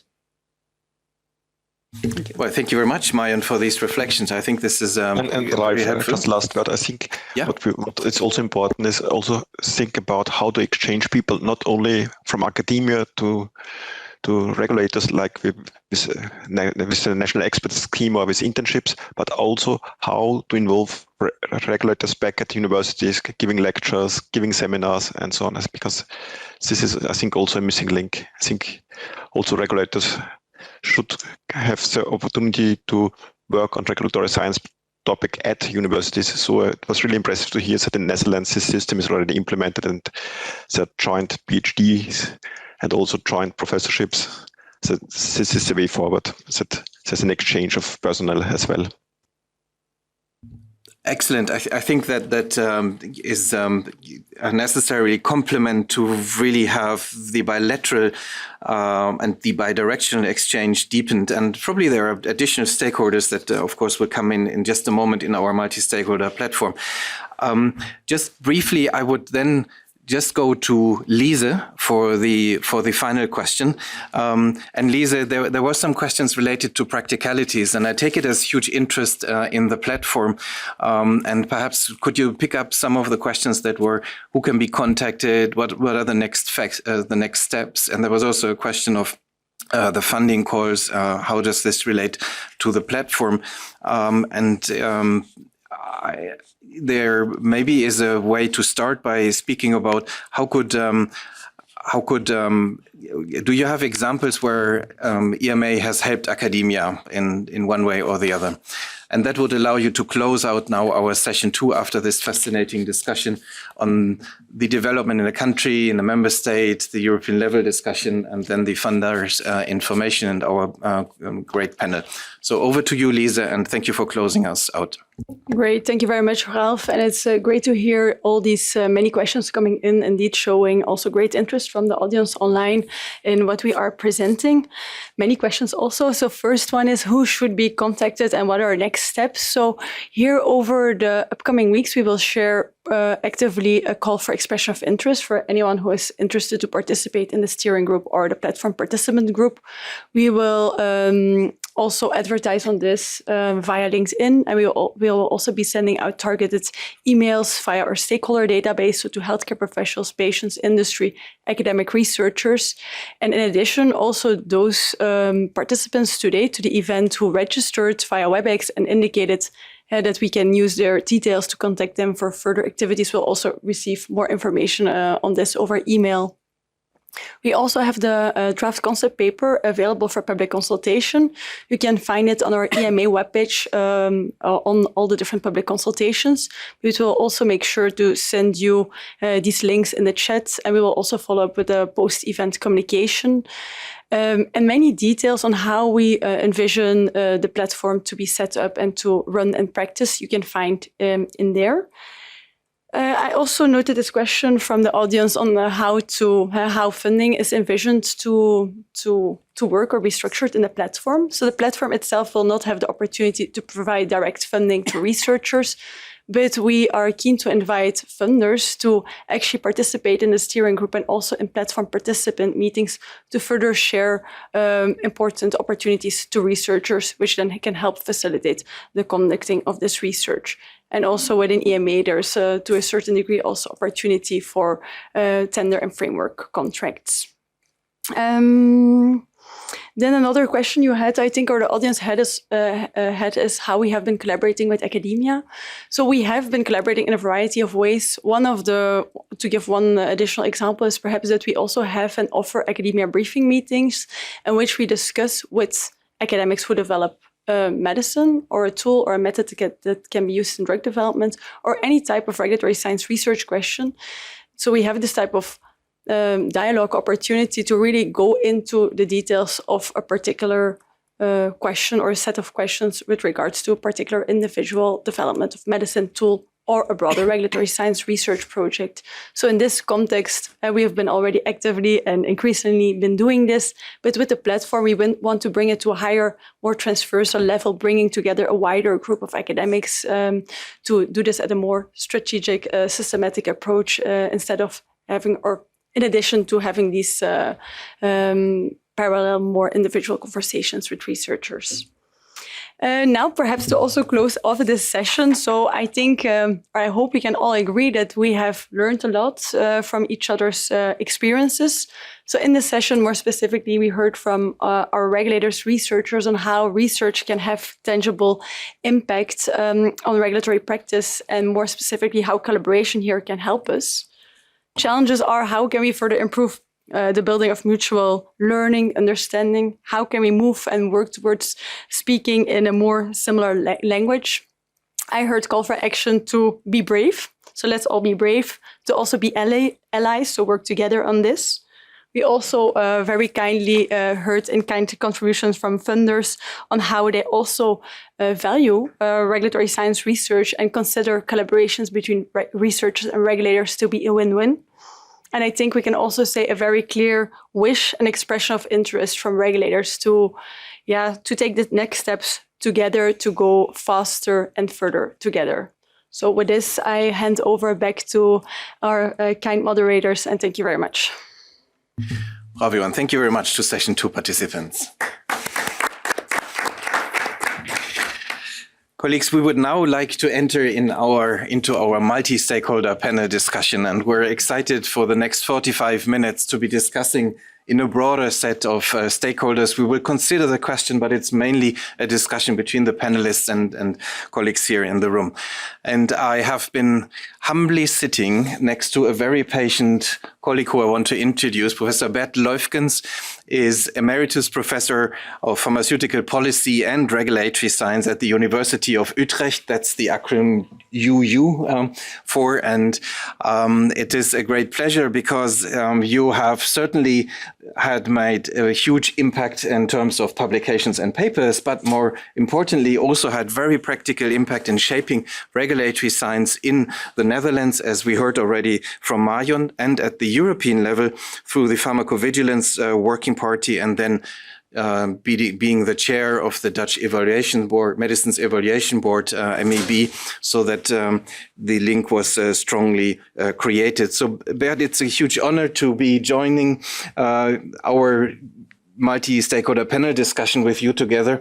And it would be great if you please could kick us off and introduce some of the panel members who haven't spoken so far. So thank you for this, and let's all join in. Thank you.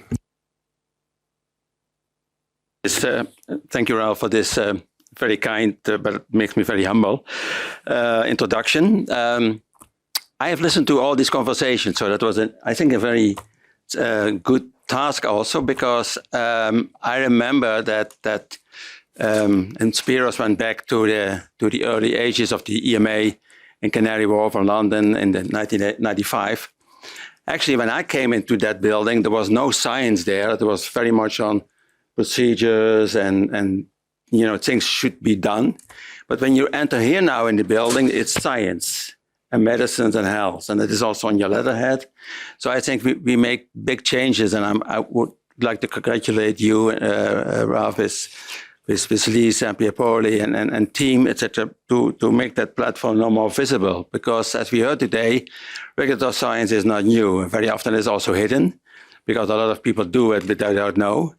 But I think the beauty of today is that it becomes more consolidated. And I think it's also important that it is supported not only by the European Medicines Agency, but also by the head, but because of the HMA, because I think that the network at the end of the day is a very strong important. And I'm very pleased that Günter is also here and other colleagues from the network, because it's so important that we have that engagement. But there are more stakeholders, and I would like to start with Claudia. Claudia is from the European Patient Forum. And Claudia, you have listened to all these conversations, and I think virtually everybody talked about, at the end of the day, the patient should benefit from all this. So what should we take home from your perspective? Yes, thank you very much. And thank you very much for the very interesting discussion today. Indeed, I think, you mentioned it at the beginning, the importance of the agency in terms of the link between regulatory science and regulatory excellence. We want the agency to have the tools, to have the knowledge, the expertise it needs in order to regulate products for the future, to ensure that they are safe and effective, and also to be an enabler to innovation and ensure faster access to those new products. So this is essential really to maintain trust in the regulatory system, to ensure that we have science-based decision-making. And also what I really enjoyed, with this new platform that you're trying to create for regulatory science research is this emphasis on transparency and ensuring this ongoing dialogue and this transparent dialogue as well. And I would like to go perhaps one step further, moving, we mentioned from the science to the regulation, and then bridging the gap to policy as well, because you want to make sure that policymakers give you the tools, give EMA the tools to experiment, to research, but then you also want that research to be brought into policy and to benefit, the wider policy space. I think it's nighttime already. So I will ask you about transparency in a minute, but they're not closing here. Please continue. Indeed, yeah. It's a closed door discussion now. Yeah. So, as I said, and this is if you bring it into policy, I do believe this is how you build the accountability that is needed, and that you move towards further alignment as well. So we mentioned alignment with the HTA bodies. I think alignment at international level is also very important. When you see that regulators from different jurisdictions come up with different conclusions that may be acceptable, but understanding how you came up with these decisions is important for trust and for transparency more generally. And as somebody said earlier, innovation without access for patients is useless. We need to ensure that actually that innovation translates really into new products, and that HTA bodies, that others understand the approaches that EMA has used in order to further down the line ensure transparency and access. Quickly, we welcome, I think, the broad approach to those regulatory science needs. You cover many different areas, from shortages, but also communication. So how to communicate better about science, about medicines, how to address misinformation. I think this is indeed an area where further research is needed. And that will bring me to really the important point for us, which is that those priorities, those research priorities, need to be driven by public health and by patient needs as well. So Marco was mentioning earlier that EMA was learning from patients as part of long COVID, for example. So we believe that patients can bring input throughout the life cycle of medicine. So defining the unmet medical need first, informing clinical research to ensure that it includes outcomes that matter to patients, informing the benefit risk assessment. EMA is doing a lot in terms of involving patients, and we very much welcome that and encourage those efforts and all the research around reflection around patient experience data at the moment. Patient organizations, patients can really play a role in this, and we need to be involved in these efforts. So a lot of projects were mentioned today. The PREFER project, for example, EU Pearl, EPF was involved in these projects. We're participating in several others. So for example, IDERA, which is about analyzing some of the obstacles to access to data and really understanding from the patient perspective, why would patients share their data? What is driving those that data sharing process, and how we can maximize, the European health data space and the use of data. So I addressed a lot of different points, but I believe this is really the heart of our contribution as a patient community. We want to help, we want to be involved, and we're happy to support and disseminate these efforts. Well, thank you, Claudia. Very helpful, and I think that brings us also to the patients are seen by doctors, by physicians. Rosa, you are in the middle of the healthcare professional group here in the EMA, particularly in the cancer field. Some people say that 80% of regulatory science projects at the moment are in the cancer field. Maybe you could comment on this as well. We can learn a lot from cancer regulatory science. So your perspective, please. Thank you for actually for the question that brings me back in my comfort zone as a medical oncologist. I think that it is important. Cancer, just a very quick remark about it. Of course, cancer is at the center of attention for, many discussion, but I think that we need to have a broader view. And now I'm talking with my hat of the co-chair of the healthcare working party co-chair role. And I think that cancer can really represent a pilot can be a good pilot for the discussion. Why that? Because actually it, when I was thinking of the regulatory science and this discussion today, regulatory science is in the cancer field and also in other fields, is our way actually to apply science to public health. Seems to be like something that we are used to in our communication, but has not been the case in the past. So I'm very grateful as healthcare professional and as academic that we are, framing the discussion with this dimension, science applied to public health. And actually, as a medical oncologist again, and the point, why do I need this science to apply to public health? Because I think that we are still struggling with availability of innovation, which means, are we really making innovation? Are we really producing innovation to patients and individuals in need? Not always. We can bring new stuff to our field, but not necessarily is as innovative as should be. Also, when we have developed this innovation, is the innovation reaching patient? Not always. And actually, I think that there is really a lot of room for improvement. And then on a broader concept, when we develop this innovation, are we actually producing any meaningful, impact at the population level? And this is where regulatory science meets public health. Now, while I was reading all the documents, the draft for the consultation and so on, I say, oops, this is me. Oops, this is me. Oops, this is me. And I felt engaged as a professional. And I think that the broader knowledge of these documents will make, many to realize that this is is a room and is a field where everybody can bring actually a meaningful contribution. I am very grateful for this initiative. This is not the first initiative. We've been we learn in years how the medical agency, Bert, you were referring to it, but also Harald, when introduced and opened this meeting, says that the role of the regulators changed from being gatekeeper to enablers. And this is true. We have a lot of initiative, fantastic initiative. I'm in love with many of them. The Act-EU, for instance, to try to facilitate the ecosystem of clinical trials in Europe with, clinical research that is becoming more and more difficult to run in Europe and is moving elsewhere. I think we need to reflect on that. So the scientific advice, for instance, that has been there for many years, but actually something that is going to assess a project that has been already envisioned by by companies, by industry. So there is, of course, a lot of discussion, but the project is still there. And then we have, for instance, the scientific advisory group discussion, where the evidence has been already generated, and maybe there is some problem. And there, at that point, we have a sort of multi-stakeholder discussion.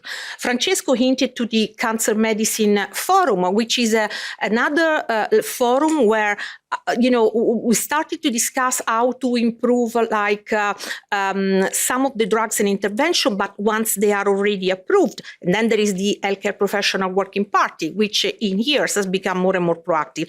But if you think of all these initiatives, and by all means, this is just a small representation of the efforts that have been run by EMA, they are all coming post, after, later. And so I think that the reason why I'm very enthusiastic about the discussion that we're having today is because in my mind, this is the way to shift this discussion and bring the discussion at an earlier stage. And so this is, for me, is a sort of big bang of this regulatory science and this discussion. And I'm expecting a lot from the platform and from the discussion. So let me dream big, okay? And just 1 minute and then I finish. So first of all, I always supported the concept of access starting in the lab, which is clear. I mean, if you develop something, most of the time, thinking of medicines, they start in the lab. But what I mean is that when we start something in the lab, that is the time to have this discussion, this horizon scanning of issues. We thinking of, are the evidence that we are producing, will this evidence be good for regulators? Will the evidence be good for HTA? Will the evidence be good for policymakers and so on? So let's start. And I think that this platform and this discussion that we're having today is actually supporting my concept that the access starts in the lab. Secondly, this is our way to be proactive. We do not have to wait for having an issue. We have to preempt the issues. So we have to have this horizon scanning of good things, but also possible issue, and try to solve it. Not necessarily, this is the third point, product driven. We can, think in a bigger way. Try to also embed new technologies, artificial intelligence, real world data, big data. Start for real discussion in silos, which is, we already started, but maybe we need to reformulate it. And this has been already mentioned before. This is also our opportunity to engage younger generation of scientists in the discussion. And then I was very happy in the draft of consultation and the other documents to read that this initiative is for Europe and beyond. And being someone that at this time point is a bit beyond, not that much, but just a bit beyond, okay, I think that this global dimension of the discussion is really something that we need, because science is global. And I stop here. Well, thank you. I think that the platform can count on your support for the future. I think that's in the minutes now. So, Magda, I turn to you. Industry is already mentioned. I think we are very curious also what you're from your perspective. And Magda is leading the science policy and regulatory science at FBI in Brussels. So, floor is yours.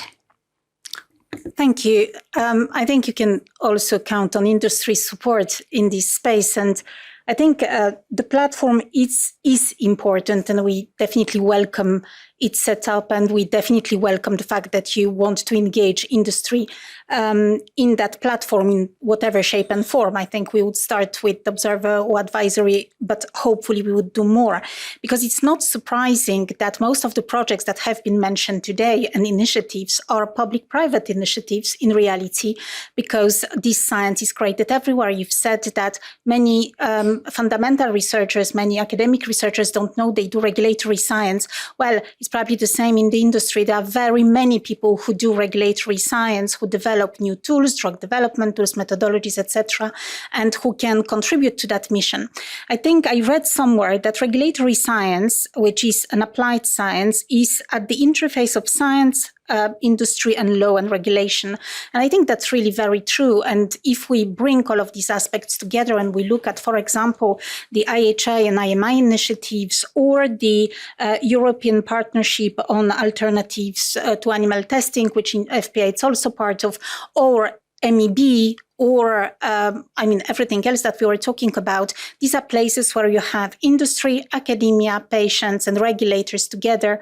And I think that's what makes the difference, and that's what helps keeping that balance between what is the public health need, what is the regulatory readiness level in the academia, how quickly do we translate the regulatory science into regulatory guidance and research practice. So I guess my first point is really about it's time to work together, and the platform can be a first step towards doing more of that. We are already doing a lot of that, but it is a step towards doing more of that. And then I think regulatory science is clearly a pre-competitive space, and many people were talking about industry comes with the individual products, and this is an individual aspect. Well, in IMI and in IHI, we have, I think, demonstrated that industry comes with, we share our problems together, and we come with cross-cutting themes in order to resolve them and to do more than just one product or one scientific question at a time. And I would like us to do more of that also in the context of that platform. So I think five pieces which we can do together. The first one is around this horizon scanning. Regulators have their needs, industry have their needs, public health have their needs. If we need to sit together and define those needs together as well, and to see where in the horizon scanning, what do we have, what problems do we have? We need to do that together. I think the platform might help with that. The second is around this continued dialogue. It needs to continue, and it needs to start. I liked what you've said about, access starts in the lab, regulatory readiness starts in the lab as well. And by the way, the Rare Disease Moonshot has just issued recently an article about regulatory readiness in academia in order to support the translatability of science in the end and to accelerate development of medicines, treatments, therapies. I think it's really important that we create that together. So continued dialogue and co-creation and collaboration. So that's the third point, collaboration.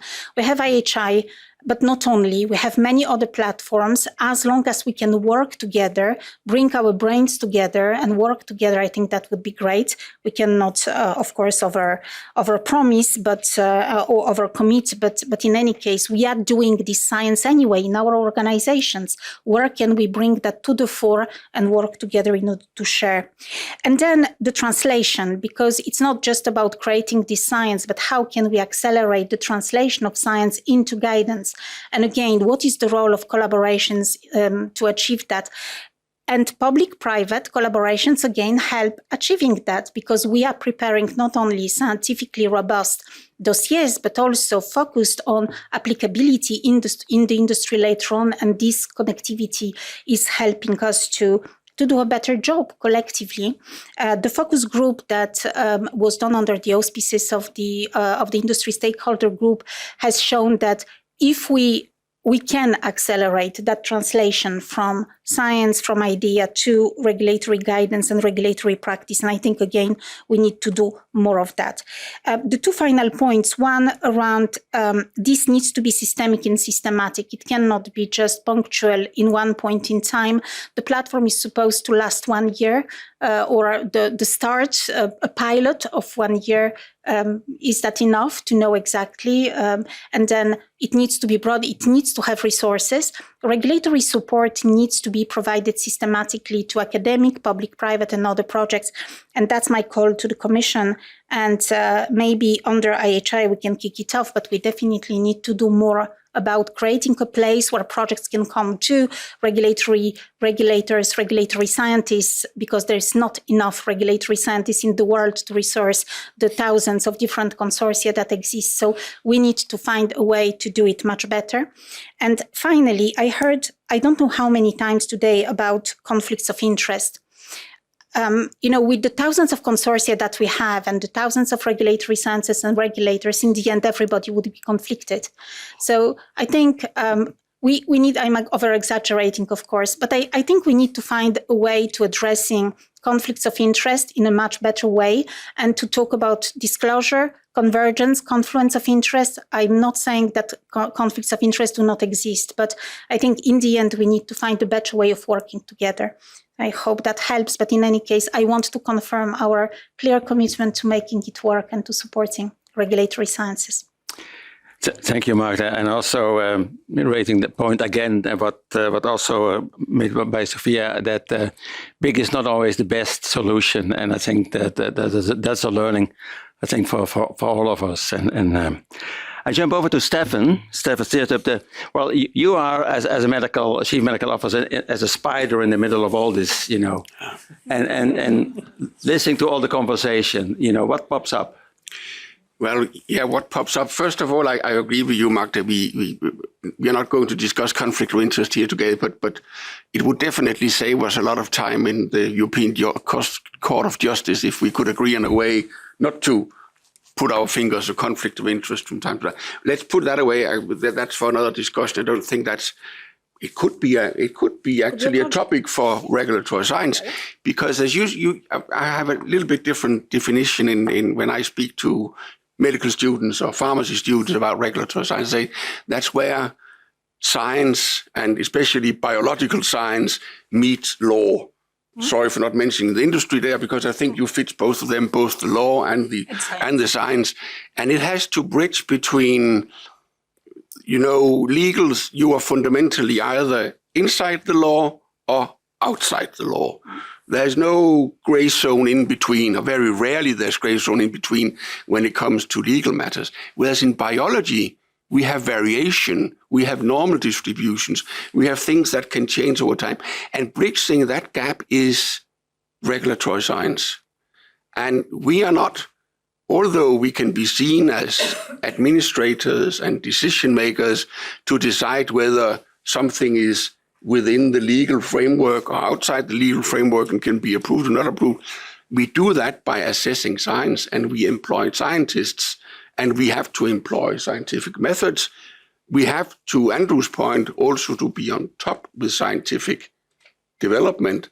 Otherwise, we will be seen as out of the game. We may not be the drivers of new scientific methods, but we need a platform, we need a place where we can engage with those who drive science forward, listen to industry, listen to academia, and who else drive this forward, with the ultimate goal of assuring that we make innovation happen, that we drive science forward for the benefit ultimately for the patients. Because I think it's important to remember medicines are being developed not only to earn money. That's the byproduct of making medicines. Because if there were no patients for the medicines, you would never be able to sell it. And as a doctor, we need good medicines, safe medicines for our patients. And I think regulatory science is that bridge where we can do non-product specific collaboration, work on methods, but also work on looking at ourselves. Are we doing things in the right way? Not classic QA, QC kind of thing, but more, are we working in a consistent scientific way? And we need to do that not only in Europe, we need to do it globally. And if you look across the world, there are very few academic institutions, although they have a medical faculty, they have a pharmacy faculty, they don't have a dedicated science center for regulatory science. There are some in the Netherlands, there's one in Copenhagen, there are one other places, and my conflict of interest is that I'm an affiliated professor at the one in Copenhagen. But anyway, I think it's important we establish, coming back to why we are discussing, we establish a platform where EMA can collaborate with other regulatory authorities in Europe, beyond Europe, maybe just across the channel, who knows, Rosa, maybe even further, and then improve this for the benefit of patients.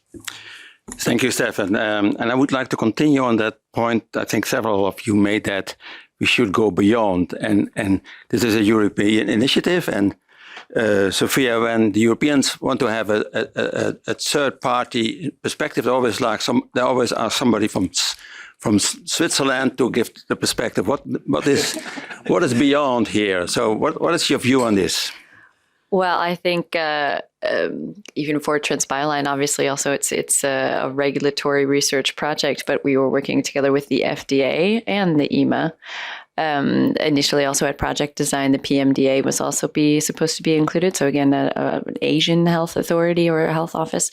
Beyond means that health authorities globally are a little bit more interconnected. Some of these regulatory research needs also interestingly pick up on that global theme. So health medicine is a global topic. All of the FPA companies are global companies. All of the big medicines makers are global. We are now also collecting data from clinical trials run in all of these different regions of the world to have the full display of the demographics, to have representative of a global patient population. And we also need to understand that information when we run our clinical trials. Where do we run them? What information are we getting? Beyond means health, so regulatory bodies also globally, not just Europe. Obviously, there's already a great interaction with the FDA, also between the EMA and the FDA. Again, globally means globally. Yeah. I remember when the nitrosamine case was there a couple of years ago, most of the stuff was not here, but was in India. So we had to figure out how to engage with ICMR and IDRA and WHO and all kinds of the other trade organizations, to sort that out. And that was, I think, very much also regulatory science in the context of sorting out a problem. And that was important to do that beyond. Yeah. And what we've seen is really to be able to do that, you also have to have someone on site. Yeah. So with expertise of the various actual location where you're also doing anything regulatory. Yeah. Makes it more difficult. Also needs to include, if you're talking about these IHI projects that are, let's say, European initiatives, large budgets for subcontracting for activities that may have to go beyond what was initially thought within Europe, that needs to be included in budget design. Many small modifications to these existing programs can be leveraged to make sure that the impact is one that goes beyond just Europe, but is really for global health. Yeah, thank you. Kit, I think that some panelists agreed on not to talk about conflict of interest, and I always appreciate what panelists think. But there is collaboration, and you told us a couple of times how important that is and how to organize collaboration between stakeholders that are not used to talk to each other every day with different views on different languages, etc. What could you add to the platform or advice to the platform to work on that? Because I know that also from IMI projects, but other projects, how important it is that particularly when it is PPI structured, that PPI enablers, we work together with, Marjon knows that, with literature on a number of projects, etc. But there are tons of equivalents across Europe on that. But could you give your view on how to engage with good collaboration and how to stimulate that? Yes, thanks. And I think I was one of the persons indeed who mentioned conflicts of interest, but I think that needs to be managed and not be a limitator. I will just give an example. We have one Horizon Europe funded project that we are engaged in. It's the Invent project. And that's an academic consortium, but it also includes two major companies, Roes and Novartis, who are willing within this project to share, at least for me, unprecedented amounts of data from clinical trials. And I'm there as a scientist, but of course I'm also a regulator. So we did have to have the discussion, how does that actually operate? How do we organize the project that we are able to work on the science and advance it there, independent of particular products, but at the same time preserve the fact that I'm also a regulator.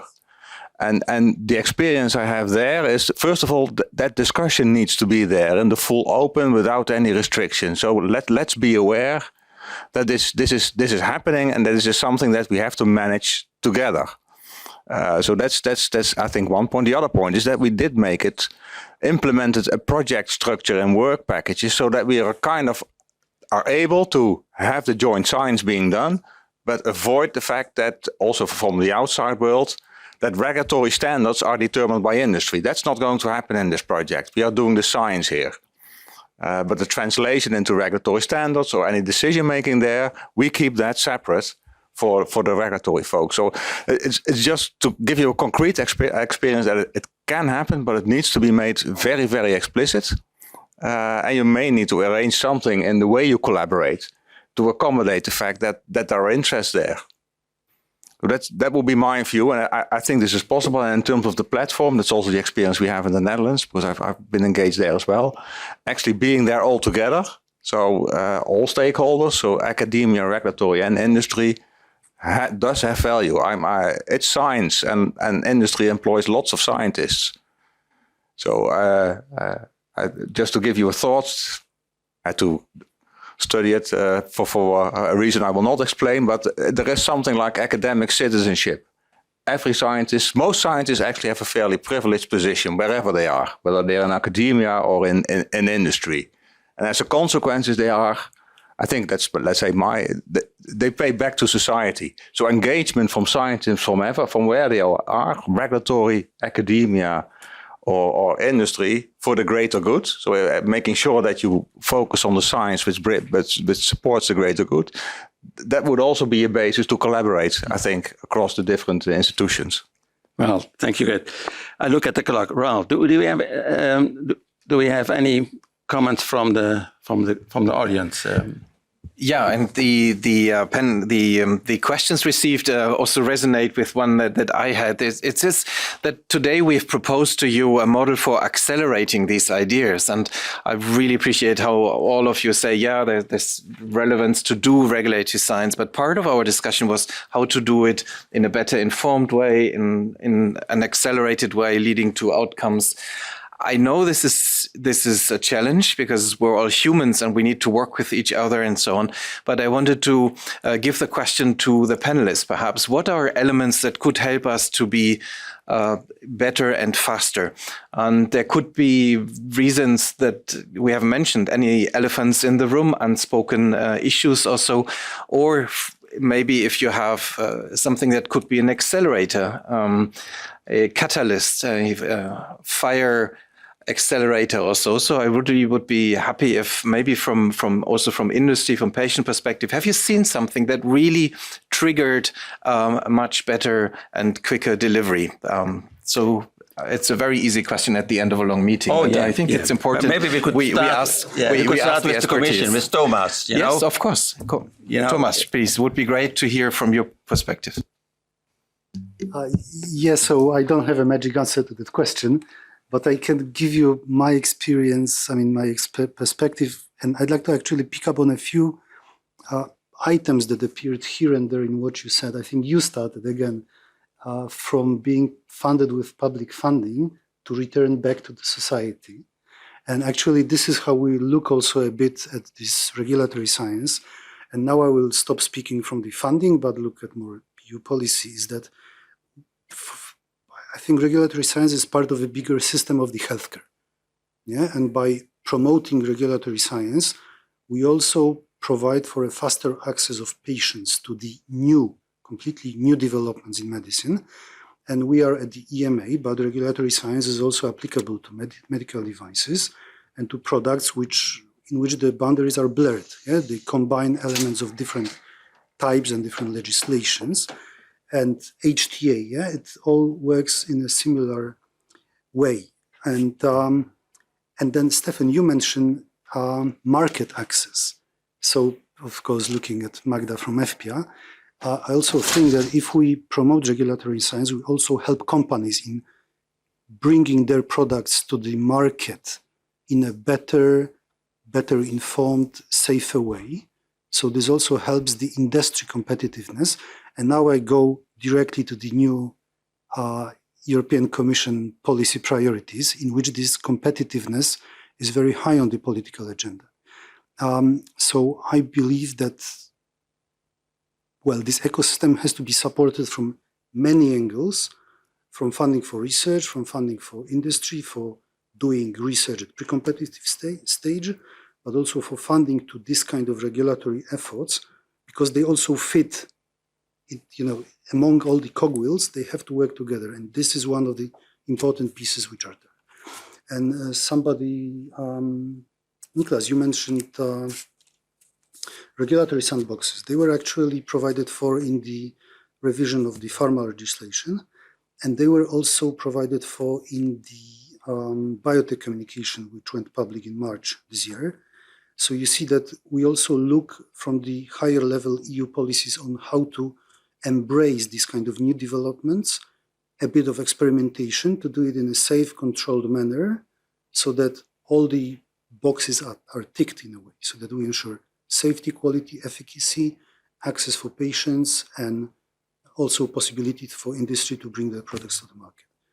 So if I may finish at this higher level, it also fits very nicely with the EU policies. Thank you, Thomas. And Niklas, would you like to add on this?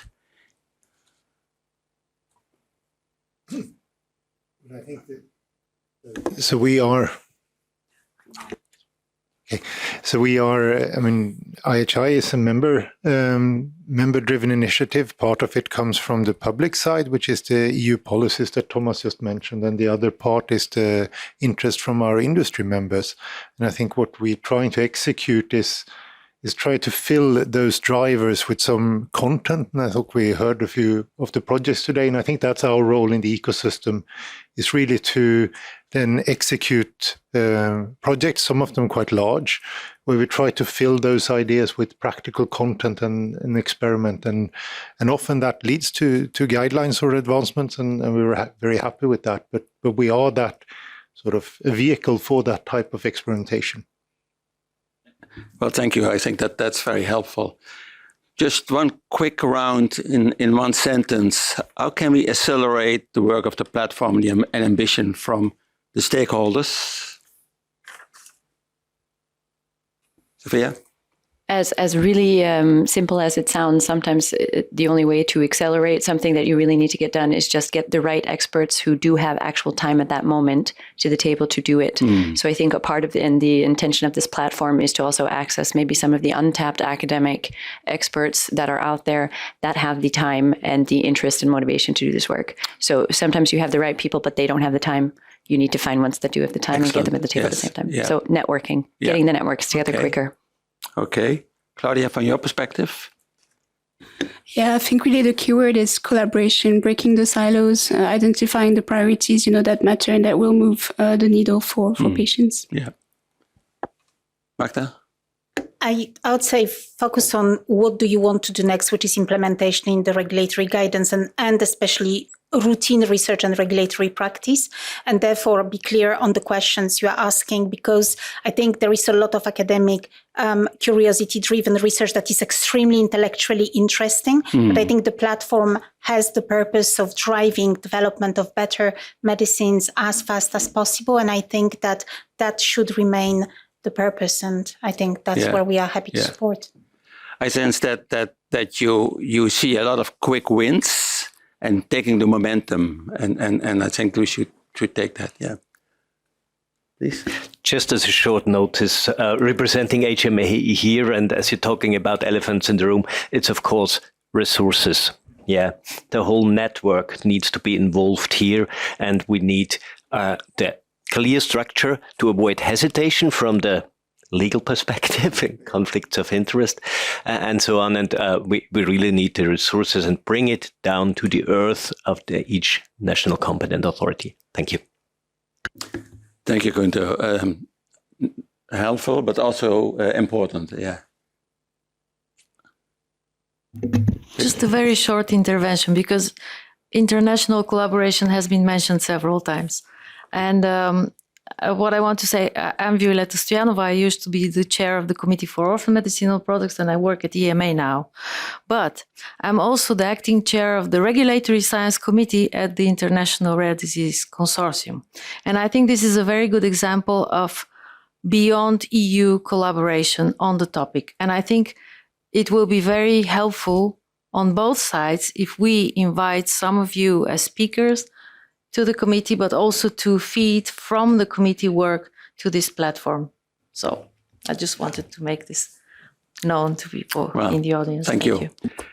Emmanuel, the last word is for you. Thank you very much. Thank you, everyone. Sorry, yep, there you go. Thank you very much. It's been actually quite an insightful and very rich event. I think we've got some very good examples shared to us, and also some concrete proposal. And a nice comment at the end, we need the resource to do it. Always nice to hear at the end. I just want to go for a round of acknowledgement and thanks to various colleagues and the organization committee, of course, of the agency for that event. It's been a lot of work, and it's really run like clockwork. So thanks a lot to the organization committee. Of course, to other colleagues within the agency, for the extensive preparation work we've done and the participation to the event. Definitely to our speakers, our panelists and various moderators. We've had some very passionate contribution, if I may say, and also engaging discussion. And also a big thank you to our participants here on site. But of course, online, I think we had close to over 300 participants online. So at least on that matrix, it's a great success in terms of attendance. We've had a lot of questions and some very good point raised. So a lot of food for thought for us. Maybe circling back to the objective of that meeting. Definitely, we hope we've provided you with the right information on the nature and scope of regulatory science research, what it is, why we need it, and also some of the challenge that we face, and we got some potential solution, at least some thoughts on solution.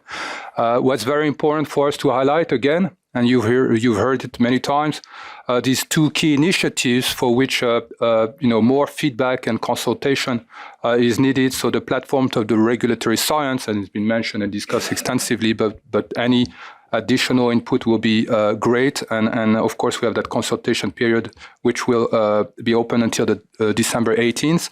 And that also include the feedback and opportunity to comment on the 2024 draft of the update on the regulatory science research needs document that was presented earlier as well. So go to our website and volunteer your feedback. It will be very, very valuable to us. Of course, I want to reiterate the importance and the role of collaboration, in case we haven't heard this word often enough today, and collaboration throughout the whole regulatory science life cycle, that is from the inception of the idea, so what it is, to the execution of the research, but also, most importantly, I would say, to the delivery of the regulatory science progress. and the benefit we expect to the patient at the end. And we hope to have stimulated you today in terms of taking part to this exercise.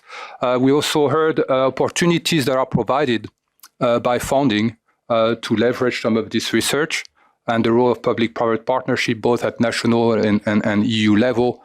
I think we also had some comments on making sure we focus on impact. And some comments on bigger is not always better, although sometimes bigger is also good, feels good. But maybe simplification and focus could be a way out as well for ourselves. And I want to conclude really simply by saying at the end of the day, we're all working toward the same ambition, which is to improve human health and animal health in general. And regulatory science research is what is going to help us accelerate that. I want to also stress that innovation and regulation, and I think particularly at the end of this meeting, I feel more even connected to that statement, are two sides of the same coin, to be honest. And hopefully we've convinced you of the mutual benefit of working together. And to illustrate that, I will come back to something that was said by one of the speaker, Professor Giamarellos, who was commenting on his journey as an academic and when he started connecting to regulators. And he said, once you tried it, you don't want to go back. And I would like to emphasize that statement. I think it's truly the essence of that collaboration that we're offering. So before I close, I also want to ask you as participants to complete the survey that we have here online on the slide. That will be extremely valuable insight as well and input for us to for the next time improve how we do this type of webinar and maybe give us idea. And without anything else to say, I would like to close this meeting and wish everybody a good rest of the evening. So thank you very much.